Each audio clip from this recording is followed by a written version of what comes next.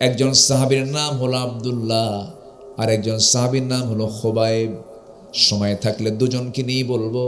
Number 1 যার নামটা নিলাম তার বাড়ি হলো মক্কা মদিনার ঠিক মাঝখান বরাবর বাড়ি। এই ইয়াং টকবগে যুবক দিন গ্রহণ করেছেন, কালিমা গ্রহণ করেছেন, ঈমান এনেছেন। এই সংবাদ আপন চাচার কাছে চলে গেছে। বাপ তো আগেই মারা গেছে, চাচার কাছে মানুষ হয়েছেন তিনি। চাচার কাছে সংবাদ যাওয়ার সঙ্গে সঙ্গে চাচা ধরে বসে বলল, ভাতিজা শুনলাম তুমি যেন কি করেছো, দিন নাকি ছেড়ে দিয়েছো, নতুন দিন গ্রহণ করেছো। মুস্কি হাসি মেরে বলছে, চাচা আমি আপনাকে খুব ভালোবাসি, আমি আপনার কল্যাণ চাই, আমি যে কালিমা পড়েছি আপনি সেই কালিমা পড়ে নেন। সঙ্গে সঙ্গে চাচা খেপে গিয়ে বলল, ভাতিজা তুমি আমার বাপ দাদার সঙ্গে এত বড় প্রতারণা করবে, চুনকালি মারবে ধর্মে, এমন তো আমি এক্সপেক্ট করি নাই, এমন প্রত্যাশা করি নাই। তবে আমি তোমাকে শেষবারের জন্য বলছি বাবা, তোমার বাবার অজান্তে আমি তোমার বাবা ছিলাম, আমি তোমার খেদমত করে বড় করেছি, তুমি দিনটা ছেড়ে দাও। সঙ্গে সঙ্গে আব্দুল্লাহ মুস্কি হাসি মেরে বলছে, চাচা সব কথা শুনবো কিন্তু এই কথা শুনতে পারবো না, কারণ গোটা দুনিয়ার সমস্ত সম্পত্তি যদি আপনি আমার হাতে তুলে দেন, বিনিময়ে যদি আপনি ইমানটা চান, ইমান রেখে দেব, কিন্তু দুনিয়া আমি গ্রহণ করতে রাজি নই। জোরে কান সুবহানাল্লাহ। চাচা খেপে গিয়ে রেগে গিয়ে মারতে মারতে রক্তাক্ত করে ফেলে জমিনে ফেলে দিল, গায়ের জামা টেনে ছিঁড়ে ফেললো, পশকা পরনের লুঙ্গিটাও খুলে ফেলে দিয়া বলতেছে, তোকে আজকে আমি ঘর থেকে বের করেই দিলাম, তোকে কিচ্ছু দেব না। উনি মুস্কি হাসি মেরে বলছে, চাচা সব নিয়ে নেবেন কিন্তু আমার কাছ থেকে আপনি ঈমান নিতে পারবেন না। জোরে কোন সুবহানাল্লাহ। রক্তাক্ত দেহ আর নগ্ন দেহ নিয়ে ঘর থেকে বের হলেন।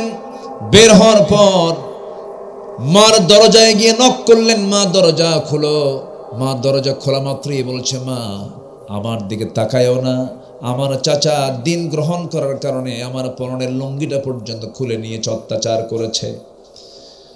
আমার আম্মা আপনি আমাকে মাফ করে দেন, আমি আপনার সঙ্গে আর সময় দিতে পারবো না। মা দেখো তো ঘরের মধ্যে কোনো কিছু আছে কিনা, ঘরের মধ্যে কোনো কিছু পাওয়া যায় কিনা দেখো তো, আমি তো উলঙ্গ হয়েছি, আমার দিকে তাকায়ও না। এই কথা বলার সঙ্গে সঙ্গে ছোট্ট একটা কাপড়ের টুকরো পাওয়া গেল, সেই টুকরোটা দিয়ে কোনো মতো সতর ঢাকলেন। সতর ঢেকে সেখান থেকে আস্তে করে বের হওয়ার সময় বলছে, মা আমার জন্য দোয়া করো, আমি তোমাকে ভালোবাসি কিন্তু নবীর চাইতে বেশি ভালোবাসি না, পৃথিবীর কোনো দরবার আমার ভালো লাগে না, আমি আমার নবীর দরবারের দিকে রওনা দিলাম। জোরে কোন সুবহানাল্লাহ। আমার ভাইয়েরা, সে আব্দুল্লাহ মার কাছ থেকে বিদায় নিলেন। ইমানকে লালন করতে গিয়ে, ইমানের যত্ন করতে গিয়ে দুনিয়া ছেড়ে সব কিছু ছেড়ে দিয়া তিনি মদিনার দিকে রওনা করলেন। প্রচন্ড শীতকাল, এই শীতের মধ্যে তিনি রওনা করলেন। রওনা দিয়া পায়ে হেঁটে হেঁটে কয়েকশো মাইল তিনি অতিক্রম করেন, মদিনার মসজিদ পর্যন্ত পৌঁছে গেলেন। নবজির দরজায় গিয়ে কোন এক সকালবেলা পৌঁছে গিয়ে দরজায় নক করলেন, দরজা খুলে গেল। রসুল তাকে দেখতে পেলেন। রসুল দেখেই দেখতেছেন থরথর করে কাঁপে। আমার নবজি ভিতরে চলে গেলেন।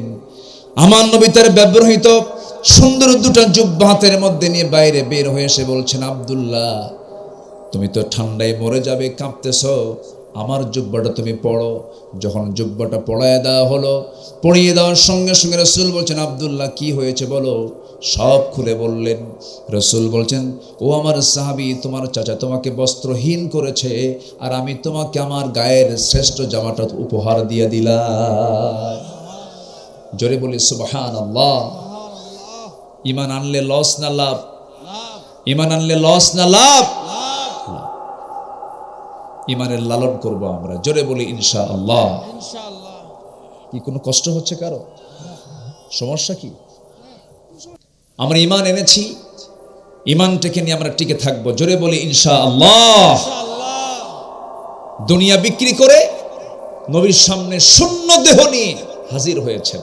রাসূল তার গায়ের জুব্বাটা তার হাতে উপহার দিলেন। সুবহানাল্লাহ। আমার নবীজি বললেন, আব্দুল্লাহ তুমি কি খুশি হয়েছো নাকি? হ্যাঁ খুশি হয়েছি। রাসূল বললেন, আব্দুল্লাহ তুমি আমার কাছে কিছু চাও নাকি বলো। তিনি বলছেন, ইয়া রাসূলুল্লাহ, আমি আপনার কাছে চাচ্ছি হলো আল্লাহ পাক যেন আমাকে শহীদের দরজা দিয়ে দেন, আমি যেন মৃত্যুর রাজপথ শহীদি মওত যেন আমি অর্জন করতে পারি। আমার নবীজি তৎক্ষণাৎ দুটো হাত আকাশমুখী উঁচু করে ধরলেন আর বলছেন, আয় আল্লাহ তাআলা, আমার আব্দুল্লাহর জান মাল তুমি কাফের বেঈমানদের জন্য হারাম করে দাও। এই দোয়া যখন করলেন আব্দুল্লাহর বড় মনটা খারাপ হয়ে গেল। আব্দুল্লাহ বলছেন, ইয়া রাসূলুল্লাহ, দোয়া চাইলাম কি, আপনি দোয়া করলেন কি? আমি তেমন দোয়া চাই নাই, কারণ কাফের বেঈমানরা যদি আমাকে না মারতে পারে আমি শহীদ হব কেমনে? আমার রাসূল বলছেন, আব্দুল্লাহ, তোমার মধ্যে যদি শাহাদাতের তামান্না লালন হয়, ওয়া ইম্মা তাআলা ফিরাশিহি, তোমার মওত যদি বিছানা হয়ে থাকে, আল্লাহ রাব্বুল আলামিন তোমাকে শহীদের দরজা দিয়ে দিবে। যাও আব্দুল্লাহ, কোরআনটা নিয়ে যাও, আসহাবে সুফফার কাছে গিয়ে বসো, কোরআনটা তেলাওয়াত করো। আসহাবে সুফফার মধ্যে বসে আব্দুল্লাহ জোরে জোরে কোরআন পড়ছিলেন। জোরে আওয়াজ করার কারণে কিছু সাহাবীরা এসে বলছেন, ইয়া রাসূলুল্লাহ, আব্দুল্লাহ নামে একজন সাহাবী এত জোরে কোরআন পড়ছে, আমাদের ডিস্টার্ব হচ্ছে। রাসূল বলছেন, ও সাহাবীরা, সবার ব্যাপারে রিপোর্ট করতে পারো, কিন্তু আব্দুল্লাহর বিরুদ্ধে রিপোর্ট করতে যেও না, কারণ আব্দুল্লাহ জোরে জোরে কোরআন পড়ছে, কারণ দুনিয়া বিক্রি করে তাকে ঈমান আনতে হয়েছে। জোরে কোন সুবহানাল্লাহ। সে আবেগে জোরে জোরে কোরআন পড়ছে। আমার নবীজি এই আব্দুল্লাহর দিকে এক্সট্রা করে নজর রাখতেন। কোন এক যুদ্ধের ডাক চলে এলো, রাসূল বলেছেন, আব্দুল্লাহ যুদ্ধে যাবে নাকি? হ্যাঁ, যুদ্ধে যাব, চলো যাই। যুদ্ধে চলে গেলেন। অভিযান শেষ হলো, আবার ফেরত আসতেছেন মদিনার দিকে। হঠাৎ করে আমার নবীর কানে সংবাদ আসলো, হুজুর, আপনার কলিজার টুকরা আব্দুল্লাহ আজ দুনিয়াতে বেঁচে নাই। আব্দুল্লাহ মারা গেছে, অসুস্থ অবস্থায় মারা গেছে। আমার নবীজি শোকাহত হয়ে পড়লেন। আব্দুল্লাহর লাশের পাশে গিয়ে দাঁড়িয়ে বলছেন, সাহাবীরা, আমার এই কলিজার টুকরা আব্দুল্লাহর গোসলটা করায়া দাও, কাফনের কাপড়টা পরায়া দাও। আজকে আব্দুল্লাহর জানাজা কেউ পড়াবে না, আমি রাসূল নিজেই তার জানাজা পড়ায়া দেব। রাসূল জানাজায় দাঁড়ায় গেলেন। জানাজা সম্পূর্ণ হয়ে গেল। নবীজি কাদা কাদা কণ্ঠে বলছেন, সাহাবীরা, আমার আব্দুল্লাহর লাশটা কোথায় তোমরা রাখবে? কবর খনন কোথায় করেছো? কবর খননটা তোমরা কোথায় সম্পূর্ণ করেছো? হুজুর, ওই দুই পাহাড়ের চিপায়, আমাকে নিয়ে চলো। রাসূল চলে গেলেন। কবরের সামনে গিয়ে দাঁড়িয়ে দাঁড়িয়ে কাঁদতেছেন। রাসূল বলছেন, সাহাবীরা, এই কবরে আজকে আব্দুল্লাহকে রাখার জন্য আমি কাউকে নামতে দেব না, আমি রাসূল নিজে কবরের মাটিতে নেমে যাব। রাসূল নিজে নামলেন। এরপরে বলছেন, আবু বকর ডানে নামো, ওমর বামে নামো। মোট কয়জন হলো? পৃথিবীর তিনজন সেরা মানুষ ওই ভাগ্যবান সাহাবীর কবরে নামলেন। আমার নবীজি দুটো হাত আগায় দিলেন আর বলছেন, সাহাবীরা, আমার কলিজার টুকরা আব্দুল্লাহকে আমার হাতে তুলে দাও। তুলে দেওয়া হলো। আমার নবীজি লাশটা নিলেন। এবার বলছেন, আবু বকর মাথা ধরো, ওমর পাটা ধরো। আমার নবীজি এবার লাশটা ধরে নিয়ে তিনজন মিলে কবরে শোয়া দিলেন। শোয়া দিয়ে বুকের উপরে হাতটা রাখলেন। হাত রেখে আকাশের দিকে তাকায় বলছেন, আকাশের মালিক আল্লাহ, আজ পর্যন্ত আমি আব্দুল্লাহর দ্বারা চুল পরিমাণ ব্যথা পাই নাই। আমার আব্দুল্লাহ কখনো আমার সঙ্গে বেয়াদবি করে নাই। আমার আব্দুল্লাহ আমার অত্যন্ত প্রিয় সাহাবী। আমি আব্দুল্লাহর প্রতি এখন পর্যন্ত সন্তুষ্ট আছি। আমি আব্দুল্লাহকে মাফ করে দিয়েছি, তুমি আমার আব্দুল্লাহকে মাফ করে দাও। সঙ্গে সঙ্গে পাশে দাঁড়িয়ে থেকে এক সাহাবী সাদ বিন আবি ওয়াক্কাস রাদিয়াল্লাহু তাআলা, তিনি পার্শ্ব থেকে দাঁড়িয়ে চিৎকার মেরে মেরে বলছেন, আকাশের মালিক আল্লাহ, আজকে আমি যদি জীবিত সাদ বিন আবি ওয়াক্কাস না হয়ে যদি ওই কবরের বাসিন্দা হতাম, আমার জীবনটা বড় ধন্য হয়ে যেত। কারণ যে কবরবাসীকে দাফন করার জন্য পৃথিবীর সেরা সেরা তিনজন মানুষ যার কবরে নেমে যায়, যেরকম সুবহানাল্লাহ। এই সম্মান, এই মর্যাদা বৃদ্ধি পেয়েছে একমাত্র ঈমান এনে তার উপরে দৃঢ় থাকার কারণে। এই হক কার হক?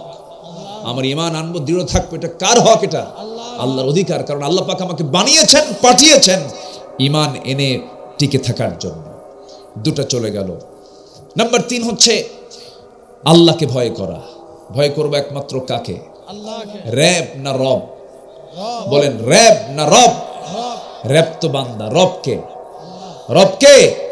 আল্লাহ। আল্লাহকে আমরা ভয় করব এক জায়গায় না সব জায়গায়? বলেন এক জায়গায় না সব জায়গায়? আলোতেও ভয় করব, অন্ধকারেও ভয় করব। আল্লাহকে ভয় করা মানে হচ্ছে আল্লাহকে মনে করা যে আল্লাহ আমার সবচাইতে বড় রাজসাক্ষী। আমি ওজনে কম দিতে যাব, ভাবতে হবে না আমার আল্লাহ আমাকে দেখছেন। এটাই কার ভয়? আল্লাহর ভয়। আমি একটা বাজে কথা বলবো, আমাকে দেখছেন কে? আল্লাহ। এটা হচ্ছে আল্লাহর ভয়। এই ভয়টা যার থাকবে সে আল্লাহর হকটা আদায় করলো। জোরে করেন সুবহানাল্লাহ। নাম্বার 4 হলো আল্লাহর বিচার ফয়সালা মেনে নাও। আল্লাহ যে বিচার ফয়সালা করেছেন, আল্লাহ যে আইন দিয়েছেন, এই আইনের উপরে কোনো কথা বলা যাবে না। ইনিল হুকমু ইল্লা লিল্লাহ, ইনিল হুকমু ইল্লা লিল্লাহ। নাম্বার 5 হলো সালাত কায়েম করা, নামাজ কায়েম করা। নামাজ এটা কার হক? যাকাত কার হক? হ্যাঁ, যাকাত আল্লাহর হক। যাকাত আল্লাহরে খাওয়ান। এলাকার লোক যাকাত আল্লাহরে খাওয়ায়? যাকাত হলো বান্দার হক। বলেন যাকাত কার হক?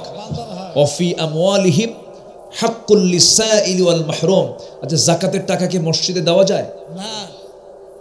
আল্লাহর বলে আল্লাহ যাকাত আল্লাহর নয়, যাকাত হচ্ছে বান্দার হক, কিন্তু হুকুমটা কার?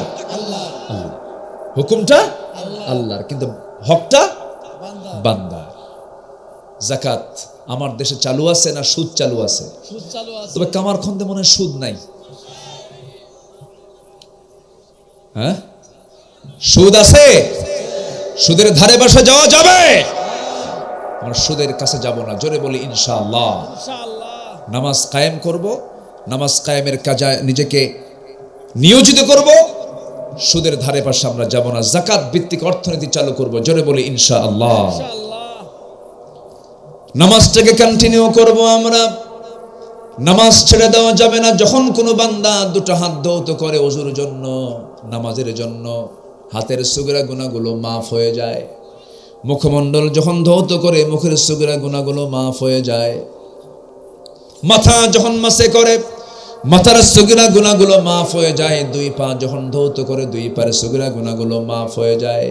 বান্দা যখন নামাজে দাঁড়ায়, আল্লাহ বান্দার সামনে দাঁড়ায়া যান রে।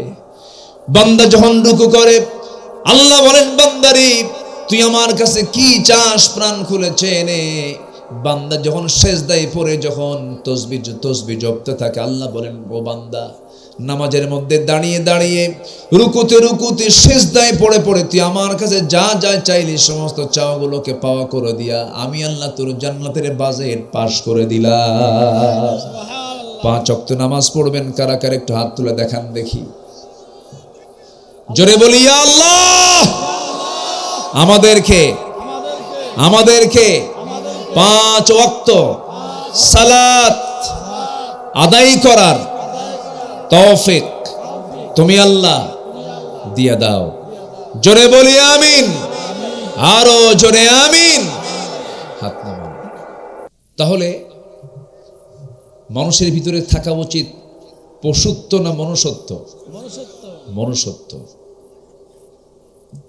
মানুষ কবরিলায় হত্যা করছে, হাসতে হাসতে গুলি করছে। ওসমান হাদি শুনেছেন কিনা জানি না, ওসমান হাদিকে গুলি করেছে ঠান্ডা মাথায়। এরকম বহু ওসমান হাদি প্রতিনিয়ত মরছে আমার দেশে। প্রায় তো এগুলো আমরা দেখতে পাচ্ছি। মানুষ কেমন যেন এটা হিংস্র হায়নায় রূপ নিয়েছে। এবং মানবিকতা যেটা, আজকের একটা ফাউন্ডেশনের এখানে নাম আছে হলো, যুবকরা গঠন করেছে আদর্শ মানবিক কল্যাণ ফাউন্ডেশন। এই মানবিকতা আজকে হেরে যাওয়ার পথে। মানবিকতায় স্থান পেয়েছে হলো পাশবিকতা। কি স্থান পেয়েছে? পাশবিক আচরণ। মানবিক আচরণ নেই বললেই চলে।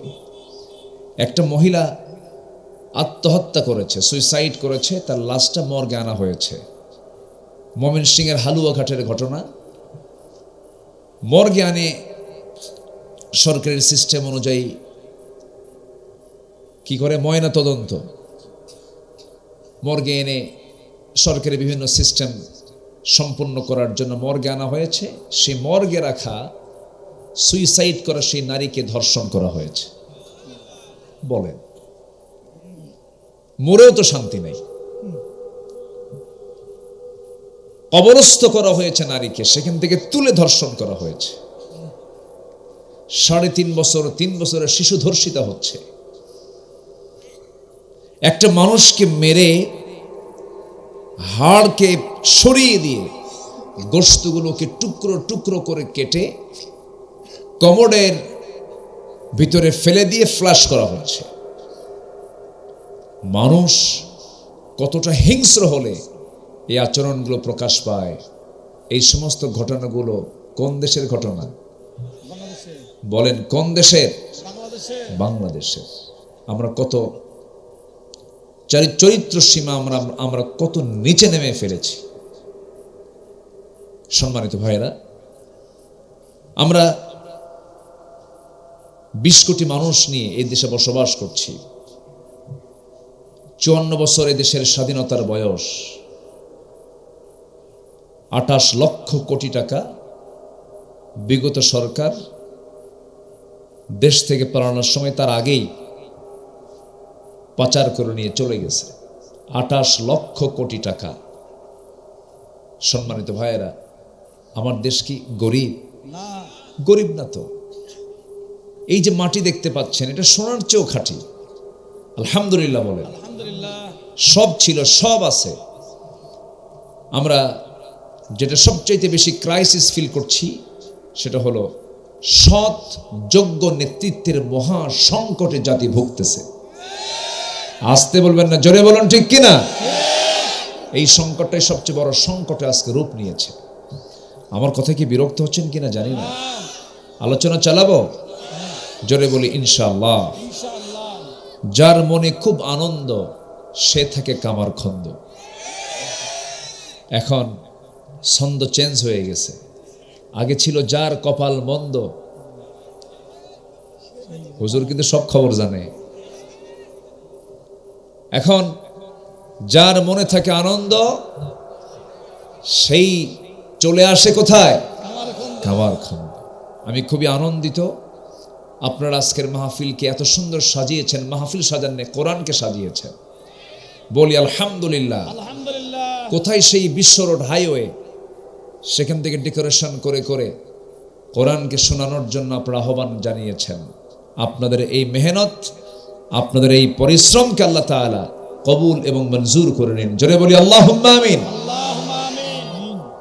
সম্মানিত ভাইয়েরা, আমি সোজা আলোচনার দিকে চলে যাচ্ছি। তাহলে আমরা ভিতরে পশুত্ব রাখতে চাই না মনুষ্যত্ব রাখতে চাই? মনুষ্যত্বকে, পশুত্বকে জ্বালিয়ে পুড়ে সারখার করে দিয়ে মনুষ্যত্ব প্রতিষ্ঠার জন্য হাজার বছর চেষ্টা করেও আপনি সফল হবেন না যতক্ষণ না আপনি এই কিতাবের ধর্ণা না দিবেন। এটাকে মানলেই মানুষ ভালো হতে বাধ্য। সুবহানাল্লাহ বলবেন না? মানুষ ভালো হওয়ার মাধ্যম হচ্ছে এই আসমানি গ্রন্থ কোরআন। এটা মানে না বলি তো আজকে অবস্থা হয়ে গেছে। আল্লাহ রাব্বুল আলামিন এই কোরআনটা কেন নাজিল করেছেন, কি জন্য নাজিল করেছেন, রাসূলকে কেন দিয়েছেন, আল্লাহ রাব্বুল আলামিন সুন্দর করে নিজেই বলছেন, আলিফ লাম রা কিতাবুন আনজালনাহু ইলাইকা লিতুখরিজান নাসা মিনায-যুলুমাতি ইলান নূর। নবী, আমি আপনার উপরে যে কিতাব নাজিল করেছি, এই কিতাব নাজিলের উদ্দেশ্য হলো আপনি যেন অন্ধকারে নিমজ্জিত, অন্ধকারে হেরে যাওয়া নিমজ্জিত জাতিকে যেন আপনি কোরআনের আলোকে আলোকিত করে যেন তাদেরকে জান্নাতের রাস্তায় তুলে দিতে পারেন। এই জন্য কোরআন আমি আপনাকে দিয়েছি। নবীর জন্ম যে যুগে, সেই লোকগুলোও কিন্তু খারাপ ভালো ছিল না, চরম খারাপ ছিল। নিজের মাকে বিয়ে করত। যেরকম নাউজুবিল্লাহ। ওরা আবার আরেক দেখায় দেয়, আরো ভয়ঙ্কর। বাবা মাকে তালাক দিয়েছে, মানে সৎ মা, পরের দিন ছেলে যা বিয়ে করে নিয়ে আসছে।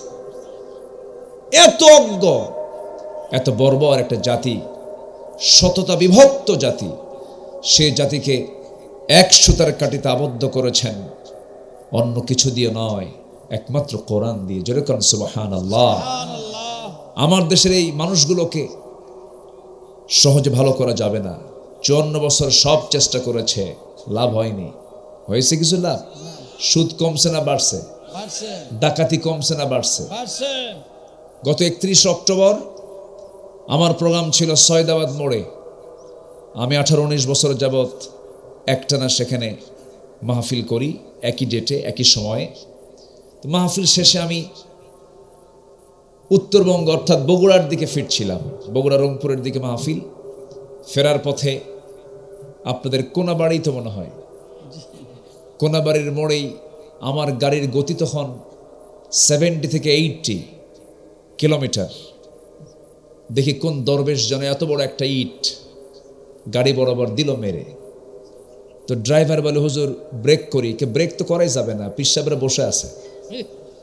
আমার কথা কি বুঝতেছেন আপনারা? এটা কি বেশি দূরে? কোথায়? এই তো কাছে। হয়তো কারো খালাতো ভাই মামাতো ভাই থাকতে পারে, থাকতেই পারে। সবাই তো আদম সন্তান। কেউ কেউ আদম সন্তানের বাইরে আছে বলেন তো? জাত তো একটাই। মূলত জাত কয়টা বলেন? একটা। কার সন্তান? ওয়ালাকাদ কাররামনা বানি আদম। সব আদম সন্তান। কেন হচ্ছে এগুলো? কি জন্য হচ্ছে? এই জাতিকে শাসন করার জন্য যে আইন দরকার, সে আইনটা এই জাতির উপরে এখনো ট্রিট হয়নি। যদি এই কোরআন দিয়ে যদি প্রয়োগ হতো, সব বন্ধ হয়ে যেত। আস্তেক্ষণ কেন? আস্তেক্ষণ কেন? বাড়িতে লেগেছে আগুন, নিভাবেন কি দিয়া? পানি দিয়া। বাড়িওয়ালা হাউমাও করে কান্দে আর বলে, ভাই আগুন ধরে শেষ, যার কাছে যা কিছু আছে তা নিয়ে আমারে বাঁচান। পাশে দিয়ে যাচ্ছিল একজন ড্রাম ভর্তি ডিজেল নিয়ে। যখন শুনছে যার কাছে যা কিছু আছে তা নিয়ে আমারে বাঁচান, বিসমিল্লাহ বলে দিছে এক ড্রাম ডিজেল ঢেলে। আগুন কি কমার কথা না বাড়ার কথা? বিসমিল্লাহ কয় কি কাম হবে? হবে না তো। আপনি বিসমিল্লাহ তখন বলবেন যখন আপনার ভরসা একমাত্র কার উপরে? আল্লাহর উপরে। আরেকজন যাচ্ছিল ভ্যান ভর্তি লাকড়ি আর খড়ি নিয়ে, সেও দিছে ঢিলা আগুনের মধ্যে। আগুন তো দ্বিগুণ দ্বিগুণ দ্বিগুণ জ্বলবে, কারণ আগুন নেভানোর উপাদান তো পেট্রোল, ডিজেল, অকটেন আর লাকড়ি খড়ি নয়। আগুন নেভানোর জন্য প্রয়োজন হলো কি? পানি। আমার বন্ধুগণ, আগুন নেভানোর জন্য যেমন পানির প্রয়োজন, তেমনি সমাজের যে আজকে আগুন দাও দাও করে জ্বলছে, প্রতিনিয়ত খুন খারাপি হচ্ছে, ছিনতাই হচ্ছে, অন্যের পুকুর দখল হচ্ছে, জবরদখল হচ্ছে, ধর্ষণ হচ্ছে, অন্যের স্ত্রীকে জোরপূর্বক ধরে নিয়ে জেনা করছে, ধর্ষণ করছে, অত্যাচার করছে। এই সব কিছু অনাচার বন্ধ করার জন্য যেমন আগুন নিভানোর জন্য পানির প্রয়োজন, তেমন এই সমাজের আগুন দাও দাও করে যে জ্বলছে, আগুন নিভানোর জন্য দুনিয়ার কোন আইন দিয়ে হবে না, কোরআনের প্রয়োজন। আস্তে কোন কেন? জোরে বলুন ঠিক কিনা? এই কথা বললি বলে হুজুর আলোচনার মোড় তো অন্যদিকে চলে গেল। আমাদের কথা যখন আমরা একটু সোজা লাইনে নিয়ে যেতে চাই, 16 বছর আমাদেরকে কথা বলতে দেয়নি, ছাড়িও নাই। কথা কইছি আমি, আব্দুল্লাহ আমিন, 16টা বছর জীবনের বহু ঝুঁকি নিয়ে আমাকে লক্ষ্য করে গুলিও করা হয়েছে। পাবনাতে কয়েক রাউন্ড গুলি ছোড়া হয়েছে, বারবার হত্যার পরিকল্পনা করা হয়েছে, বহু ষড়যন্ত্রই করা হয়েছে। কিন্তু ষড়যন্ত্র যদি অবৈধ হয়, ষড়যন্ত্র তো অবৈধই হয়, চেতনা যদি অনৈতিক হয়, তাদেরকে তো অবশ্যই মামু বাড়ি দিল্লি যেতেই হবে, ঠিক কিনা? দেশকে ভালোবাসেন না তো দিল্লি দিল্লি করেন কেন? দেশকে ভালো করলে আমরা দেশকে নিয়ে ভাববো, দিল্লিকে নিয়ে ভাবার সময় আমাদের নাই, ঠিক কিনা? হ্যাঁ, এটা ভাবতে হবে। সম্মানিত ভাইয়েরা, এতক্ষণের কথায় আমার যে মেসেজ সেটা হলো আমরা কোরআন নিয়ে সাথে থাকতে চাই, কোরআনকে নিয়ে থাকতে চাই। সবাই রাজি আছেন তো ইনশাআল্লাহ? কোরআন নিয়ে ব্যক্তি, সমাজ, রাষ্ট্র, পরিবার সব গঠনে আমরা কোরআনকে সবার আগে রাখবো। কিসমত খুলে যাবে। আল্লাহ কবুল করুন, জোরে বলি আমিন। সেই কালামে হাকিম থেকে আমি 2-3টা আয়াত সামনে রেখে কিছু কথা বলতে চাচ্ছি। আজকের আলোচনার সাবজেক্ট হচ্ছে হক। বলেন কি হক? কোন হক? হক ব্যাটারি? হক মানে হচ্ছে অধিকার, দ্য রাইটস। কথা বলা যাবে না, এই যে কথা বলা যাবে না, শোনা যায় থাকা। রাইটস, অধিকার। অধিকার যদি প্রতিষ্ঠা হয়ে যায়, সেই সমাজটা জান্নাতের টুকরা হয়ে যায়। জোরে বলি সুবহানাল্লাহ। আমার দেশের কি বিচার ঠিক আছে? একজন বিচার প্রার্থী বিচারের জন্য আদালতে গেল, সে যদি বিচার না পায়, হক ঠিক থাকলো না নষ্ট হলো? নষ্ট হলো। বিচার, আপনি আদালতে যাবেন কেন? গ্রামেও তো বিচার ঠিক নাই। কিছু মাতব্বর আছে, টাকা খায়া বিচার উল্টায় দেয়। এরকম মাতব্বর মনে হয় নাই এদিকে। আসতে কয় আছে নাকি? আছে। যে জোরে বলতেছেন মনে হয় ঘরে ঘরে আছে।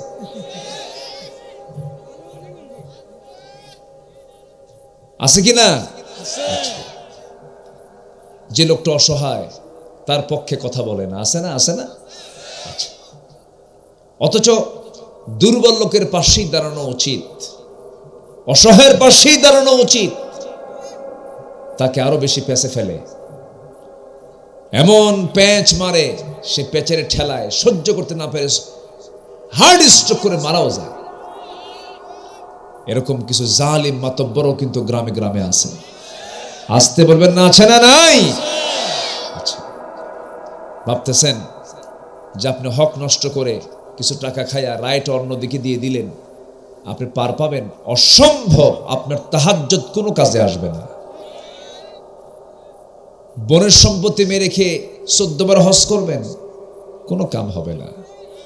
আপনার ভূমিকা হলো মাথায় টুপি পরে লুঙ্গি না পড়া।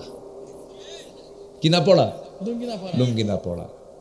তো টুপি যদি নাও পড়তেন তাও কাম হতো, কিন্তু লুঙ্গিটা পড়লে ঠিকই হতো। লুঙ্গি নাই, টুপি পরে বসে আছে। নিজের মার পেটের বোন, নিজের মা, একই থলি থেকে আসছে। থলি বুঝলেন তো নাকি? একই মার থলে থেকে আসছে, একই মার পেট থেকে আসা একটা ভাই, একটা বোন। ভাইটা বোনকে সম্পদ বুঝায় দেয় না, সম্পদ চাইলেই চোখ গরুর মতো বানায়। আমার মায়েরা যা খুশি এখন, হুজুর ভালো করে এখন ভাই কিছু বসে আছে, বসান দেন। বলবো কিছু কথা বলবো। আজকে আমি যে সাবজেক্ট ধরেছি, জীবনে আপনারা আমাকে আর দাওয়াতই দিবেন না, কারণ বোনের সম্পত্তি বের হয়ে যাবে, আর দাওয়াত দিবেন আপনারা? রাগ করতেছেন নাকি আপনারা? বোনকে বোনের অধিকার দিয়ে দেন,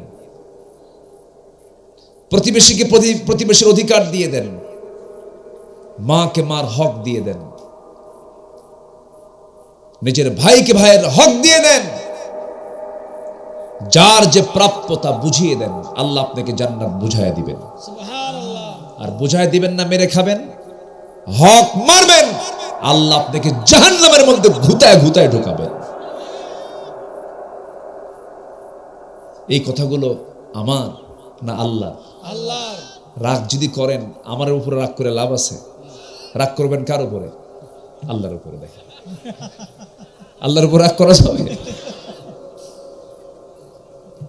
হুজুর প্যাসে পড়ে কইছি নাকি? কেমনে যেন কইলাম, বুঝি নাই। আল্লাহর উপর রাগ করে লাভ আমার হবে? আমার লাভ, আমার লস। হক নষ্ট করা যাবে না। কত চালাক ভাই বোনকে সম্পদ দেবে না, কত টেকনিক করে বোন পাবে কোটি টাকার সম্পদ। ভাই চলে যায় বোনের জমিতে লাগানো জমির ধান বেচে, ওমরায় চলে গেল, হজে চলে গেল, হজে যাওয়ার পরে হজ থেকে ফেরার পথে 2 লক্ষ টাকার একটা চেন কিনে আনলো। চেন কিনে এনে বাড়িতে আসার পর বোনকে দাওয়াত দিয়ে বলল, বোন আসো, ওমরা করে আসছি, জমজম পানি আনছি, আজোয়া খেজুর নিয়ে এসেছি, তোমার জন্য কাবার ভিতরে মাতাফে বসে বসে দোয়া করেছি, তোমার জন্য, তোমার মেয়েটার জন্য বিয়ে হয়, তোমার ভাইটার জন্য বিয়ে হয়, কি পাম দিচ্ছে দেখেন। এত কথা বলে বোনকে পাশে বসায়া সুন্দর করে মিষ্টি পিঠা সব কিছু খাওয়ায় দিয়া সব শেষ পাশে বসে বড় ভাই বোনের পাশে বসে অথবা ছোট ভাই বোনের পাশে বসে বলে, বোন একটা কথা বলি, তোমার জন্য দেখো পেটে স্বর্ণের চেন নিয়ে আসছে, একটা গলায় পড়ায়া দেই। গলায় পড়ায়া দিয়া কোটি টাকার সম্পদ ভাই দখল করে 2 লক্ষ টাকার চেন গলায় দিয়ে বলে, বোন একটা কথা বলি কি, অংশ নিলে কিন্তু ধ্বংস হয়। কত বড় বাটপা আছে, আস্তে আছে, এগুলো আছে শুনেছি, এখন এটা আমরা শেষই করি। অনেকক্ষণ ধরে আলাউদ্দিন ভাই কালেকশন করছে, এটা বললে পরিবেশ থাকবে না। আচ্ছা, শুনছেন মনে হয়। হ্যাঁ, সিরিয়াসগঞ্জ ও তো নাই দেশে, খেলা হবে, খেলবেন কার সাথে? এটার যিনি মানে রচয়িতা, এই কথা প্রায় প্রায় যে বলতো, সে তো না বলেই চলে গেছে, ফিরে আসার সম্ভাবনাও নাই। ফিরবে কেমনে? 28 লক্ষ কোটি টাকার হিসাব দিয়া এরপরে ঢুকতে হবে। আসতে কোন কেন? আল্লাহ না করুন জুলাই যোদ্ধা ওসমান হাদির জীবনের যদি তার লাশ যদি বের হয়, কোন অপরাধী পার পাবে না, ঠিক কিনা? পরাজিত শক্তির আক্রমণে আক্রান্ত আজকে ওসমান হাদি।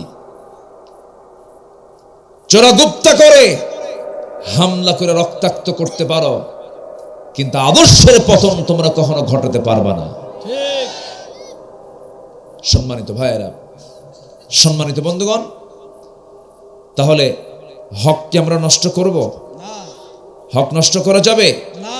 আপনি একটা মানুষকে হত্যা করলেন, তার ছেলে আছে, মেয়ে আছে, বউ আছে, বউটাকে বিধবা, ছেলেটাকে সন্তানকে এতিম, মা অসহায় করে একটা লাশ বানায় ফেললা, তোমার জন্য জাহান্নাম। তোমার জন্য কি? জাহান্নাম। এজন্য কোন হক আমরা নষ্ট করব না। জোরে বলি ইনশাআল্লাহ। আজকে আলোচনার সাবজেক্ট কি বলেন?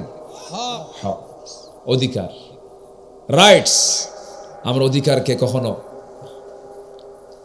নষ্ট করব না। যার যা পাওয়া তা আমরা দিয়ে দেব। টুপি থাকার জায়গা কোথায় বলেন? কোথায়? টুপি মাথায় না দিয়ে হাঁটুতে দিলে কাম হবে?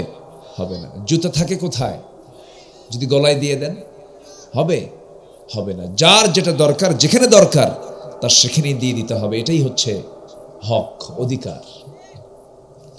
আল্লাহ রাব্বুল আলামিন সূরা নিসার ভিতরে বলছেন, ওয়া'বুদুল্লাহা ওয়া লা তুশরিকু বিহি শাইআন ওয়া বিল ওয়ালিদাইনি ইহসানান ওয়া বিযিল কুরবা ওয়াল ইয়াতামা ওয়াল মাসাকিন ওয়াল জারি যিল কুরবা والجار الجنب والصاحب بالجنب وابن السبيل وما ملكت أيمانكم إن الله لا يحب من كان مختالا فخورا جربون الله أكبر الله رب العالمين বলেন সূরাতুন নিসার 36 নম্বর আয়াত, 1 নম্বর হলো আল্লাহর হক। এখানে বলা হয়েছে ইবাদত করবে কার?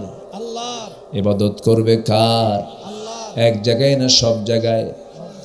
আমার বন্ধুগণ, একজন ইমাম, মসজিদের ইমাম আমার পাশে যিনি বসে আছেন, চিনেন তো নাকি? কে? আমাদের ইমাম না? কত বছর? 21 বছর 22 বছর ইমাম। আপনার মসজিদের ইমাম যদি বিড়ি খায়, নামাজ পড়বেন কেন? বিড়ি খায়। আপনার বক্তব্য হলো আমি না হয় গাঁজা খাই, হুজুর কেন বিড়ি খায়? ঠিক কিনা? তাহলে হুজুরের বিড়ি খাওয়া যাবে না, হুজুরের কোনো মহিলার দিকে চেয়ে থাকা যাবে না, হুজুরের কোনো চার দোকানে বসে কোনো সিনেমার চিত্রের দিকে তাকানো যাবে না, হুজুরের চরিত্র খারাপ হওয়া যাবে না, ফাটা পাঞ্জাবি পরা যাবে, জুব্বা পড়তে হবে, পরহেজগার থাকতে হবে, তার আমল আখলাক সুন্দর হতে হবে। এটা ইমাম যখন সিলেকশন করেন তখন এত কিছু দেখে ইমামকে নির্বাচন করেন। উনি হচ্ছেন নামাজের নেতা। কিসের নেতা? নামাজের নেতা। সমাজের নেতা সিলেকশন করতে আমরা ভুল করি কেন? এই জন্যই তো অবস্থা। সমাজের নেতা যারা হবে তাদের চরিত্র যদি সুন্দর হতো, আজকে ওসমান হাদিদের গুলিবিদ্ধ হওয়া লাগতো না, আজকে জীবন দেওয়া লাগতো না, আজকে অসংখ্য মায়ের কোল খালি করা লাগতো না, খালি হতো না। শুধুমাত্র মূল কারণ হলো আমরা নেতাগুলোকে আমরা বেছে বেছে নির্বাচন করতে পারিনি। মদের বোতল নিয়ে সারা রাত থাকে, ওকে দেয় হলো মন্ত্রীর দায়িত্ব। হ্যাঁ, পরনারী দিয়ে হাত পাটি পায়ে দেয়, ওপেন সেক্রেটারি গুলো আকাম কুকাম করে বেড়ায়। এরা হয় জাতির নেতা, এরা মন্ত্রণালয় চালায়, এরা অ্যাডমিনিস্ট্রেশন চালায়, এরা কোর্ট কাছারি চালায়, এরা বিচার করে। এই চরিত্রহীন লম্পটগুলো, কুকুর চরিত্রের মানুষগুলো, আমরা এগুলো আর দেখতে চাই না। সব দেখে শেষ করে দিয়েছি। আমরা আগামীর দেশকে সাজাতে চাই কোরআনের দেশ দিয়া। সবাইকে রাজি আছেন? আমরা চরিত্রহীন লম্পটদের মুখে আমরা থুতু মারি, জুতা মারি। ওই দিন শেষ। এক শ্রেণী চাই কি জানেন? হুজুররা এইগুলো নিয়ে কথা কবে কেন? সচিবালয় আমরা দেখব, মন্ত্রণালয় আমরা দেখব, প্রশাসন আমরা দেখব, আমরা মদের দোকান দেব, হুজুররা দোয়া করে দেবে।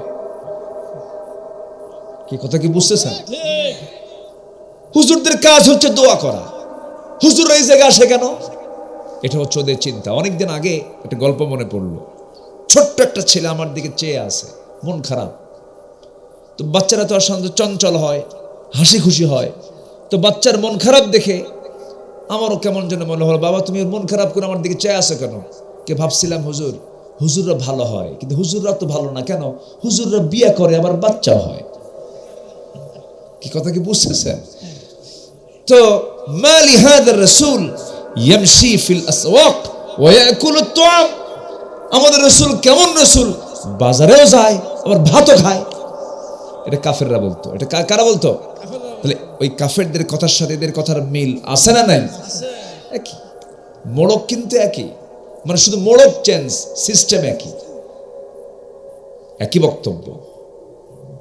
মোল্লার দৌড় আর মসজিদ পর্যন্ত নাই, মোল্লার দৌড় এখন পার্লামেন্ট পর্যন্ত। জোরে বলে ইনশাআল্লাহ। চরিত্রহীনদেরকে আমরা আর দেখতে চাই না। রাজি আছেন তো ইনশাআল্লাহ? কষ্ট পাচ্ছেন মনে হয়? কষ্ট পেলেও কিচ্ছু যায় আসে না।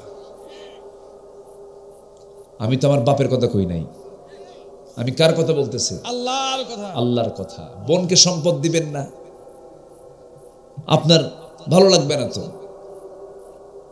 আপনি মানুষকে হত্যা করবেন, এই কথা আপনার ভালো লাগবে না তো। আপনি সৎ নেতৃত্ব মানবেন না, আপনার ভালো লাগবে না।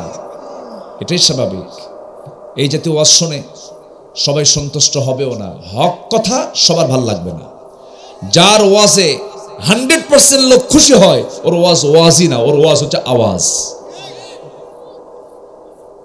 কথা কি বুঝে আসতেছে? হ্যাঁ, একটু মনোযোগ দিয়ে কথাগুলো শুনুন। হাক্কুল্লাহ, হাক্কুল ইবাদ। একটা হচ্ছে আল্লাহর হক, আরেকটা হচ্ছে বান্দার হক। এই আলোচনার দুটো পার্টে। আল্লাহর হক মোটামুটি 10টা বিষয় নিয়ে আমরা আলোচনা করব। বান্দার হক 6টা বিষয় নিয়ে আমি আলোচনা করব ইনশাআল্লাহ। বলি তাহলে বলেন তো এখন সময় লাগবে কিনা? আমাকে সময় দেওয়া যাবে ভাই? সবাই সময় দিতে রাজি আছেন তো? এলাকার নাম কি? বড় ধুল। বড় ধুল না বড়ধুল? বড় ধুল, মানে ধুলাবালি বড়, ধুলা আবার বড় হয়, ধুলা তো ছোটই হয়, বড় ধুলা না, মানে বিশাল ধুলা এরকম না। আলহামদুলিল্লাহ, ভালো, আমি খুবই আনন্দিত। আল্লাহ তুমি এই গ্রামকে নামাজির গ্রাম বানায়া দাও। আল্লাহুম্মা আমিন। নামাজির গ্রাম কেন বললাম জানেন? বেনামাজি বেশি সব গ্রামে, নামাজি নাই তো। সবচেয়ে কম মুসল্লি কোন ওয়াক্তে পাওয়া যায় বলেন তো? জোরে বলেন, সবচেয়ে কম মুসল্লি কোন ওয়াক্তে? ফজরে। নাই, মুসল্লি নাই। মাঝে মাঝে তিনজন থাকে, ইমাম, মুয়াজ্জিন, খাদেম। চাকরি না থাকলে এই তিনটাও থাকতো না, বাস্তব। নাই, মুসল্লি থাকবে কেমন? রাত 3টা পর্যন্ত মোবাইল দেখে, আর মহিলারা ইন্ডিয়ান সিরিয়াল দেখে, আর বাচ্চারা গেমস দেখে। 3টার দিকে শুয়ে পড়লো, কুত্তার মতো 12টা পর্যন্ত শুয়ে থাকে। আছে না নাই? কোন ভাষায় কথা কব? উলাইকা কাল আনআম। আল্লাহ তো গাল দিছে, আল্লাহ দেয় নাই গালি? উলাইকা কাল আনআম বাল হুম আদাল, তার চাইতে নোংরা। আচ্ছা, কুকুর দিনে ঘুমায় না রাতে ঘুমায়? দিনে ঘুমায়। আর রাতে কি করে? জেগে থাকে। রাতে জেগে থাকে কুকুর, আর দিনে ঘুমায়। আর ছাগল সন্ধ্যায় ঘুমায়, সকালে ওঠে। মোরগ সন্ধ্যায় ঘুমায়, সকালে উঠে আজান দেয়। সকল প্রাণী যেগুলো হালাল প্রাণী, ওদের জীবনযাত্রাটা স্বাভাবিক। কিন্তু কুকুর সারা রাত জেগে জেগে থাকে, আর সকালবেলা ওই যে ঘুম শুরু হলো, ঝিমুনি আর হাই তোলে। এইভাবেই তার সারাটা দিন কেটে যায়। তাহলে যারা রাত জেগে দিনে ঘুমায়, তাদের স্টাইলটা কোন প্রাণীর স্টাইল? কুত্তা স্টাইল। কি রাগ করতেছেন নাকি? কি স্টাইল বলেন? কুত্তা স্টাইল। রাগ করা যাবে না। যদি আপনি ইমানদারের স্টাইলে যদি আমরা লাইফটা কাটাতাম, তাহলে আমরা এত বড় রাত ঘুম শেষ হয়ে যেত। 9টায় 8টায় যদি ঘুমায় একটা মানুষ, এশার নামাজ পড়েই যদি ঘুমায় সুন্নাহ অনুযায়ী, ওর ঘুম থাকবে না? থাকবেই না। তো রাত 3টার দিকে এমনি ঘুম ভাঙবে, তখন কবে একটু জিকির করি, সুবহানাল্লাহ বলবেন না? সুবহানাল্লাহ। সে ফজরের নামাজের জন্য পেরেশান হয়ে যাবে। আমার বন্ধুগণ, শয়তান দিন শুরু হওয়ার আগে, সুবহে সাদেকে, কি বলে, ফজরের একটু আগে, ফজরের রক্ত আসার একটু আগে, যে সময় তাহাজ্জুদ নামাজটা হয়, এমন সময় শয়তান কিন্তু সব বান্দার কাছে চলে আসে। শিওরে বসে মাথায় হাত দিয়ে, মাথার চুলে হাত ঢুকায় বলে, আলাইকা লাইলুন তাবিল, আলাইকা লাইলুন তাবিল, তোমার রাত বড় লম্বা, ঘুমাও ঘুমাও ঘুমাও। শয়তান কিন্তু ওয়াজ করে। এই ওয়াজ শুনে অনেকে ঘুমায়, ফজর চলে যায়, নামাজ পড়ে না। সেই সময় রাসূল বলেছেন, শয়তান যে 3টা গিট মেরে যায়, ওই 3টা গিট যদি তুমি ছুটাতে চাও, তাহলে তোমাকে 3টা কাজ করতে হবে। নাম্বার 1 হলো, আজান শোনার সঙ্গে সঙ্গেই তোমার সুন্দর করে বিছনা থেকে তোমার পিঠটা তুমি সরায়া নিবা। 1 নাম্বার গিট ছুটে চলে গেল। নাম্বার 2 হলো, ওযু বানাবে সুন্দর করে, 2 নাম্বার গিট ছুটে যাবে। নাম্বার 3 হলো, নামাজের নিয়তে বাড়ি থেকে মসজিদের দিকে রওনা দিয়ে নামাজে দাঁড়ায় যাবা, নামাজ পড়ে নিবা, 3 নাম্বার গিট ছুটে চলে যাবে। 24 ঘন্টা শয়তান তোমার কাছে আসার সাহস পাবে না। সবাই কি ফজর পড়তে রাজি আছেন নাকি? সবাই কি ফজর পড়তে রাজি আছেন? সবচেয়ে ফজিলত বেশি কোন ওয়াক্তের বলেন? কোন ওয়াক্তের ফজিলত বেশি? ফজরের। শুধু ফজরের ফরজ নামাজের ফজিলত হলো 65টা। ফজরের 2 রাকাত সুন্নত নামাজ যদি কেউ আদায় করতে পারে, রাকাতাই সালাতুল ফজর খায়রুম মিনাদ দুনিয়া ওয়া মা ফিহা, ফজরের 2 রাকাত সুন্নতের দাম হলো দুনিয়ার মাঝে যা আছে তার চাইতে বেশি দাম। জোরে কোন সুবহানাল্লাহ। ফজর চলে যায়, জোহর চলে যায়, আসর চলে যায়, মাগরিব চলে যায়, নামাজের কোনো খবর নাই। কিন্তু যখন বলা হয়, ভাই তুমি নামাজটা পড়ো না কেন, তোমার তো ঈমান দুর্বল হয়ে যাবে, সঙ্গে সঙ্গে বলে, ভাই নামাজ না পড়ে কিন্তু ঈমান কিন্তু আমার দুর্বল না, খুব শক্ত। আছে কি না? আছে। এখন তো আবার কিছু কিছু দরবার আছে, নামাজই লাগে না। আবুল সরকার এক বাউল সম্রাট, না কি সম্রাট, আবুল সরকার। দুজন ভাই উঠে দাঁড়ালেন, দুজন ভাই। আমি কি শেষ করে দেব নাকি? তো ওঠে কেন? এই ওঠে কেন ভাই রে? একটু বসেন, একটু বসেন। আবুল সরকার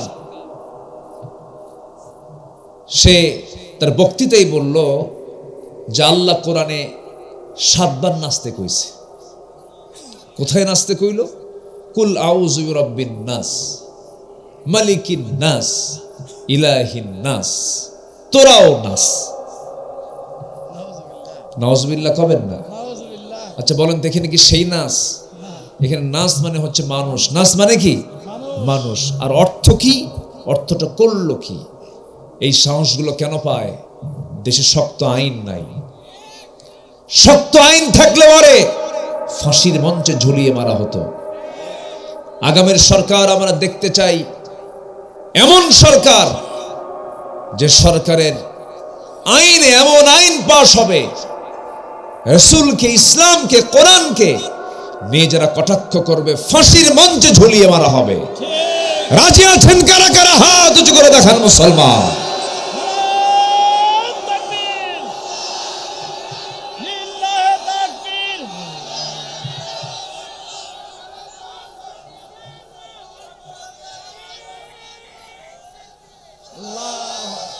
আল্লাহ কবুল করুন, জোরে বলে আমিন। সম্মানিত ভাইয়েরা, সম্মানিত বন্ধুগণ, মাঝে মাঝেই এই নাস্তিক চক্র মাথা চাড়া দিয়ে ওঠে। আর এদের বিরুদ্ধে আমরা যখন কথা বলতে যাই, ফরহাদ মাজহাররা ওদের পক্ষে কথা বলে, ঠিক কিনা? কিছু রাজনীতিবিদ বলে আবুল সরকারের ভাষা বোঝার মতো ক্ষমতা আলেমদের নাই। দেখছেন কথার সাইজ? দেখছেন আবুল সরকারের ভাষা নাকি আমরা বুঝি না। বুঝি কি বুঝি না, আম গাছের সঙ্গে বাইন্দা পিটলেই সব বোঝা ঠিক হয়ে যাবে। আছে না নাই? আচ্ছা, বদমাইশ এগুলো, এগুলো বদমাইশ। যেই দরবারে নামাজ লাগে না পিঠাইয়া সোজা করবেন। সবার আগে রাসূল খোঁজ নিতেন, কিসের খোঁজ নিতেন বলেন? নামাজের খোঁজ নিতেন। নামাজ হয়েছে কিনা, সালাত নামাজ হয়েছে কিনা। যুবক তুমি কোন দল করতে যাও? তবে যুবকরা এখন সচেতন, অনেক সচেতন, অনেক পারফেক্ট। আমি তো ভাবছিলাম মনে হয় যুবকরা শেষ হয়ে গেছে। না, জাতে মাতাল তালে ঠিক। আন্দোলন করে সফলতা নিয়ে একদম দুপুর বেলা গিয়ে গণভবনে মুরগির রান খেয়েছে। বিশাল ব্যাপার। বাপেরা পারে নাই, সন্তানরা দেখায় দিছে, দেখ কেমনে করা লাগে। আসতে কোন কেন? যুবকরা পাহারা দাও, সামনে আবার দাঁড়াতে হবে। আমার মন বলছে, আমার মনে হয় সেই সময়টা মনে হয় অপেক্ষা করছে। আবার জেগে উঠতে হবে। আবার সেই পরাজিত শক্তি আবার মাথা চাড়ে দিয়ে ওঠার দুঃসাহস করছে। সম্মানিত ভাইয়েরা, সম্মানিত বন্ধুগণ, আমরা এই দেশটাকে ইসলাম দেশ সাজাতে চাই। সবাই রাজি আছেন তো ইনশাআল্লাহ? ইসলাম কার? আল্লাহ। ইসলামটা কার? অতএব আল্লাহর ইসলাম দেশ সাজাবো আমরা। এই জায়গায় কোনো দুর্বলতার কোনো সুযোগ নেই। অনেকে ভাবেন কি, বলেন কি জানেন, আজকের এই বিশ্ব রাজনীতিতে ইসলাম অচল। দেখছেন কত বড় ফালতু কথা, কত বড় ফালতু কথা। ইসলাম কোন যুগে অচল থাকতে পারে? ইসলাম সব যুগেই সচল। সচল ছিল, সচল আছে, সচল থাকবে। জোরে বলে ইনশাআল্লাহ। ইসলাম বিজয়ী হবে। তুমি থাকবে না, আমি থাকবো না, কিন্তু ইসলাম ঠিকই বিজয়ী হবে। ইসলাম কারো বাবার না। খুব চেষ্টা করেছিল, পারে নাই। 2009 সালে আমার জীবনের প্রথম সফর ছিল হজের সফর। প্রথম 2009 সালে আমি প্রথম হজ করি। ওই বছর ছিল হলো আল্লামা সাইদ রাহিমাহুল্লাহর শেষ হজের সফর। উনি হজ শেষ করি দেশে ফেরার পরই জুনের দিকে তিনি গ্রেফতার হলেন। তো ওই হজের সফর আমি আমরা সবাই মিলে হুজুরকে বললাম, হুজুর দেশের রাজনৈতিক প্রেক্ষাপট প্রতিকূল, ট্রাইব্যুনাল গঠন হচ্ছে, টিপাইমুখী বাঁধের বিরুদ্ধে আন্দোলন চলছে। সেই সময় বলা হলো, হুজুর আপনার দেশে না ফেরাই ভালো, রয়্যাল গেস্ট হয়ে হজ করতে এসেছেন, আপনি যদি নাগরিকত্ব চান সৌদি গভর্নমেন্ট আপনাকে নাগরিকত্ব দেবে। উনি বলে ফেললেন মুস্কি হাসি মেরে, সাইদি পালায়া থাকার মানুষ না, আমি নির্দিষ্ট দলের একজন লিডার, আমি নেতা হয়ে পালায়া থাকবো, আমার কর্মীকে দেশে অসহায়ের মতো করে ফেলে। এই চরিত্র রাসূল আমাকে শিখান নাই। ঠিক। আলহামদুলিল্লাহ বলবেন না? আলহামদুলিল্লাহ। তাহলে আমার দেশে দিন বিজয়ের সম্ভাবনা আছে না নাই? আছে। আসতে কবেন না আছে না নাই? আছে।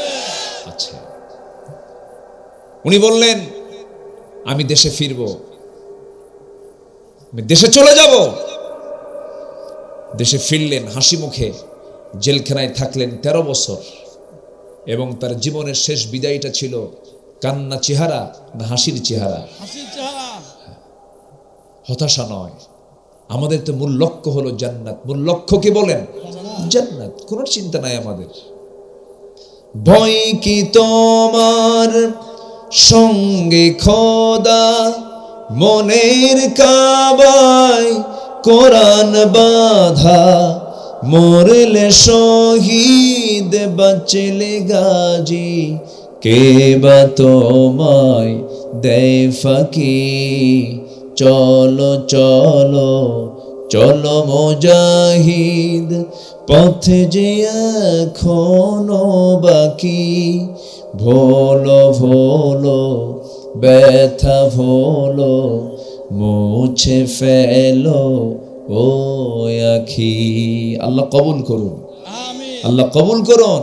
আমিন। আমরা কোনো হক নষ্ট করব না, জোরে বলি ইনশাআল্লাহ। ইনশাআল্লাহ। আল্লাহর হক হচ্ছে 1 নাম্বার,